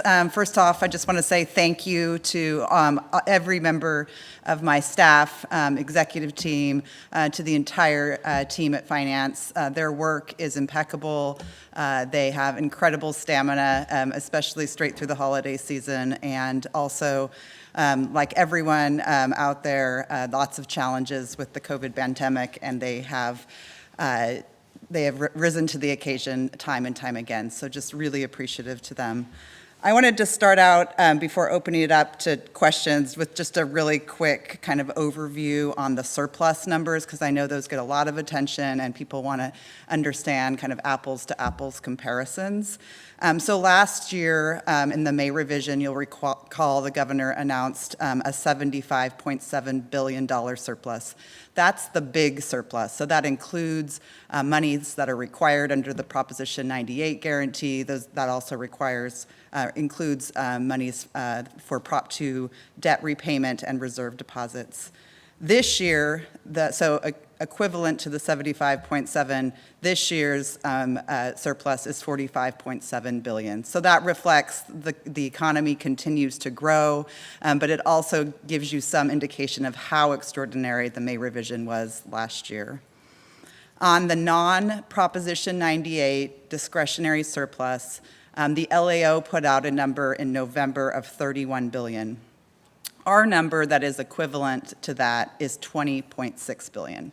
So the big differences between their number and our number has a lot to do with our revenue forecast, specifically around corporate tax. And we're working really closely with them, comparing notes, looking at all the same cash data that they're looking at. We just have differences in what we see as an anomaly related to the pandemic versus a more underlying trend. So that's the big difference there. I was going to go ahead and jump right into clarifying the gas tax issue. Governor did a great job. He had the right number. So this is the first time that we are proposing to suspend the inflationary adjustment. This was a new mechanism that was implemented as part of SB 1, the transportation tax increases under the Brown administration. And the first time we made this adjustment was actually in 2021. So this would have been, this would go into effect on July 1st, but we would otherwise pause that inflation adjustment. That means $523 million less in gas taxes. And we are, in our budget, have made a proposal that we're still working on to hold the local streets and roads budgets harmless so that we could backfill those for any lost revenues. It's really important to note that the Infrastructure Investment and Jobs Act is producing an additional $14 billion over the next 5 years in money for our transportation system. So that's going to be a huge amount of additional money that's going to be flowing into our state, and those formula monies are reflected in the budget documents that were presented today. I also want to clarify on 340B clinics. There is a 340B, the payments to clinics related to the drug pricing. There is funding built into the budget for that.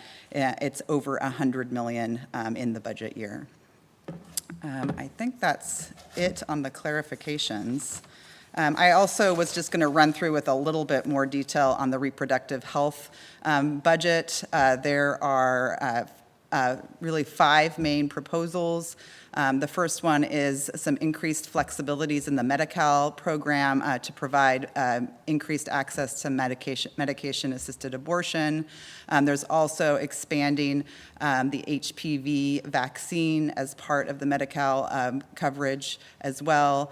There's also a proposal for funding for workforce related to reproductive health clinics of $20 million, and then an additional infrastructure proposal around clinics of an additional $20 million. There's also $20 million, again, to buy out the $1 covered California subsidies that we have to implement as a requirement under the federal rules of running exchanges. And then finally, we also make a statement about wanting to work with the legislature to further reduce barriers to abortion in managed care plans for individuals who are in managed care plans. But I'm going to just pause there, and I'm happy to answer any questions, follow-up questions on the GAN limit or any of the other components of the budget. Hi, Keely. It's Adam Beam from the AP. Question about capital gains. How much are you expecting, and how does that compare to previous years? So it's to a point where we're almost to $25 billion for the 21-22 fiscal year, and that's approaching prior peak levels as a share of the state's economy in 2000 and 2007. And I want to elaborate a little bit more on one of the questions the governor got at the end, I think from Andrea. it's, what's going to happen between now and May. I will tell you, we lock our economic forecast down at the very end of November, early December. We did not have Omicron then. So that is the impacts of Omicron, which I think are really unknown still, but could go in a lot of different directions, are not reflected in our forecasts. In fact, we didn't assume any additional surges that had marked impacts on the state's economy. We also did not build in any of the other big thing that the governor mentioned was the Federal Reserve's announcement about interest rate increases likely next year. So that was also not something that we had the benefit in our forecast. The big thing that is always the big thing with capital gains is the stock market, in which direction it's going to go. If you had asked me that during the biggest and deepest recession that the U.S. has ever experienced, that we would see stock market prices continue to go up, I would have said that's crazy, but that's really what's ended up happening. I will say that the cash data that is not incorporated in our forecast from December looked stronger than we expected. There's a lot of things moving around because of the changes we made to the pass-through entity. This was a policy change to help address many Californians that ended up paying a lot more taxes when the SALT, the state and local tax limitation, went into place. There's a lot of shifting between personal income tax and corporate tax that's happening right now. So some of these things, may be, even though it's higher than what we expected, there may be timing issues related to just some of the big changes that have happened in our tax system in recent years. And I wanted to ask too, just what the administration feels about the future. I mean, we've gone through a pandemic, the Delta variant, now Omicron. The state revenue's just been pouring in. It hasn't showed any signs of stopping. So how do you feel about the future? Is that sustainable? What do you think that'll look like? Yeah, no, I mean, obviously, we thought a lot about the future in this budget because a lot of the different proposals, especially in our economic growth and job creation section, is about sustaining and continuing that growth and also making sure that more Californians can participate in that and benefit from the economic growth. So we don't see anything, economists never predict recessions. We don't see anything on the horizon that would trip us up. But when it comes to revenue estimates, and our history of these boom and bust cycles that have been driven by declines in the stock market, we are cautious, and that's one of the reasons why the governor did mention what he did about we really would like to see more reserves. It is complicated right now because all of the additional reserve deposits we make into the rainy day fund do end up will end up driving the spending over the limit, the GAN limit. And that's just a good segue to just remind you on the GAN limit, we are currently estimating that we will be above the GAN limit for the current year. That's 21, 22, and 2021. So that's the prior year. That's the 2-year period. It's a 2-year test. And so our current estimates are that we are over the limit by $2.6 billion for that 2-year period. Our estimates show that we are not over the limit for the 22-23 based on today's estimates. All of those things, though, will be re-estimated for the May revision, and we will have more information. But for example, if revenues continue to surge in the current fiscal year, we could easily be much higher than the $2.6 billion at the May revision. Hi, Keely. It's Angela again with KHN. Thanks for taking our questions. Just wanted to get a little more specific on the 340B entities. You mentioned $100 million. What's the specific number for the 340B entities over 22, 23? And then separately, what does the administration say, if anything, is the total cost savings for the carve-out? So for 340B, for the budget year, it's a total amount of $105 million. And in the current year, it was $52.5 million. For savings?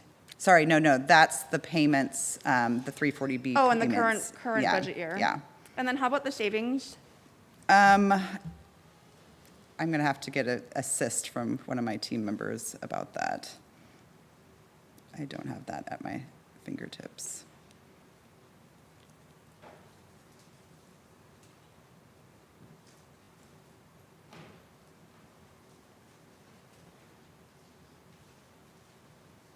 Sorry, yes. So pharmacy carve-out for the budget year, we are looking at 22-23, $414 million in total fund savings. For the upcoming fiscal year, For correct? the upcoming fiscal year. In So the 22, current 23. year, we are not reflecting any savings. Okay, so you said 414 million? 414 million, that's correct. Thank you. And then also on Charles Drew, last year's budget did contain $50 million for the Drew Hospital. There is not additional money in this budget that's being presented today, but that was a significant investment in 21-22. Okay, you don't have to answer this right now, but if the cost savings in future years adjust, that would be good information to have. So I don't know if you have any notes on that, but. I do. I have it growing actually significantly in the out years. So 414 is our estimate for the budget year of savings. And that grows to over 800 million total funds in budget year plus one. And Next then, year? Yeah, so that's 23, 24. So the year after. You said next, 800 million? 817 million, and then grows to 827 million the year What's after that. 827? 24, 25. So, we're always doing the budget year plus 3 additional years, and so that's our current estimate. Okay, Of course, thank you very much. as you go further out in all of the estimates, there is more uncertainty. So it goes 414, 817, 827. That's correct. Thank you, Keely. And just to reflect that, the insulin proposal that the governor mentioned, these are all all things that Department of Healthcare Services and others are in flight working on. So these estimates would reflect what we currently know about and not new proposals like the insulin proposal. Keely Heights, Laura Mahoney, Bloomberg. The budget estimates show that you're expecting a $10 billion increase in corporate tax revenue in the current year, and then it would go down by another $10 billion in the budget in the next year. What is going on there? Can you isolate why you're seeing this bubble in 21, 22, and why it would be going down again so much? So, the following that year? is exactly what I was discussing about the big difference between us and the LAO. I think that there is, the corporate tax is growing, significantly faster than it has in history. We think some of that has to do with timing and anomalies related to the pandemic, and that we think it will level out more in subsequent years. And so that's really the main explanation for that. But it's larger than normal differences, I will say. By timing and anomalies, can you be more specific about what? I would love to have my revenue estimators get back to you, Laura, because I don't have a lot more specifics than that at this point, so. Okay, thanks, Keely. Hi, Keely. Laurel Rosenhall, Los Angeles Times. Just on the GAN limit, I know that last year at this time, the governor announced that We were over. Exactly. Yeah. And then there was the Golden State stimulus that was to solve that. But then in the end, the budget that was approved did give you stimulus payments, but somehow didn't trigger the GAN limit. That's right, yeah. So, I guess one question is what's the appropriate way for us to describe what happened last year vis-a-vis the GAN limit? Yeah. And then secondly, what do you anticipate for this year? Is it going to be the same thing where the budget gets structured in a way where the GAN limit doesn't actually take effect, even though the circumstances would make it seem like it should? Yeah, let me go through what happened last year. So when we put forward the May revision, we put forward a May revision that showed that we were going to be in excess of the state's appropriations limit. That spring, the LAO had put out a document giving different options that they thought were reasonable for adjusting the GAN limit for things like realignment that had happened since the constitutional amendment was made. So in the final budget act that was implemented last year with the legislature, there were some adjustments made to the revenues that count in the limit to adjust for those realignments that had happened since the original GAN limit was implemented, mainly the 2011 realignment, and appropriately assigning those revenues to the local limits, because this is a state limit and local limits, so just want to be clear there. And so there were a couple adjustments like that, plus increased expenditures on emergency response, which are one of the things that's excludable from the GAN limit. So given all of those different adjustments, we ended up in a situation where we were below the constitutional limit on spending. Fast forward to this year, we put together our budget based on what what the governor wanted and thought that the state needed, and we have that budget plan before you. We then go through and do all of the calculations to determine what is excludable and what counts against the limit, and our current estimates are that we are above the limit for again, 2021, that's the prior year that's over and done with, and the current year. We're actually significantly over the limit in the prior year, that's 2021, and we're under the limit in the current year, but taken together, that 2-year period, we are in excess of the limit by just $2.6 billion. That's really nothing on a $200 billion budget, obviously. So a revenue adjustment up, like Laura was just asking about the corporate tax, perhaps our estimates are too low. If we revise that up by $5 billion, we could easily be even further over in the current year. So that's how sensitive these things are, and that's why, because this is just the first estimate of this 2-year period, we'll make another estimate in May. We'll actually make the final estimate in the May of 2023. But the governor has asked us to come back and address the issue this May with proposals. So a lot of different directions things can go between now and May, but we will be back in May to address this issue. And when he mentioned something about reforming this GAN limit, that would have to go on the ballot, right? Right. So yes, it's constitution, and I think the main issue is really this tension that occurs between really wanting to put a lot more money into a truly rainy day reserve that can be saved for when we do have another slowdown in the stock market, and the requirement that the Constitution sets forward that requires any monies above that specific limit to return to taxpayers and to schools. So this year, for example, we are at the 10% cap in the rainy day fund. Even if we made a policy decision to put additional monies into the rainy day fund, that counts as spending.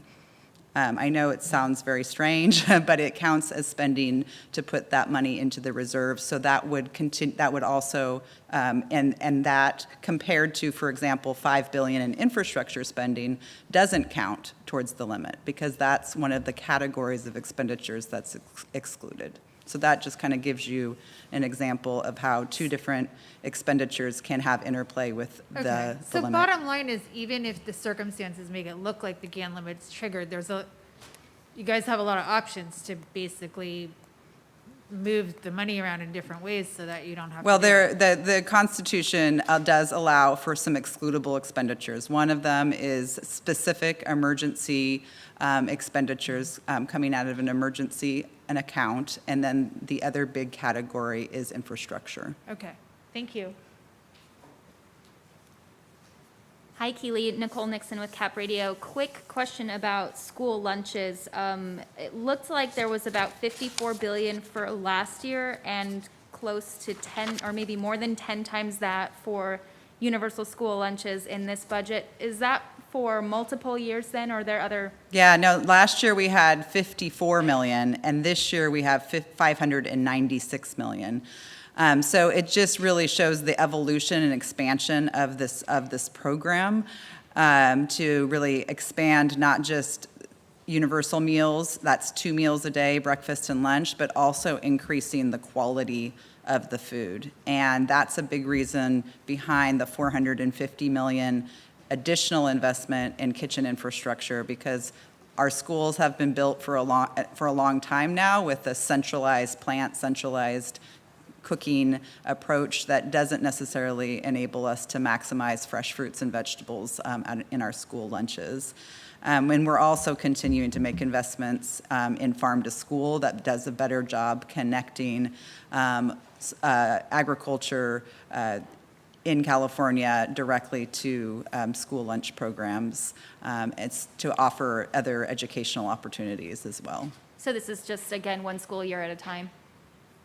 Right. As far So as the actual 54 was really just the beginning to get started in that direction because of some federal temporary expansions. A lot of schools were able to take advantage of community eligibility is what they call it. We also are going to require that school districts around the state that qualify for community eligibility have put in their application to pull down those additional federal monies so that we're not leaving federal money on the table as well. This is a big change for the state of California. Forever, as long as I've been working on school funding, the federal government has really been the main funder of school nutrition programs. So this is pretty unprecedented levels of investment to increase the quality and expand access. And Keely, I think that concludes our question and answers for today's budget. Great, thank you.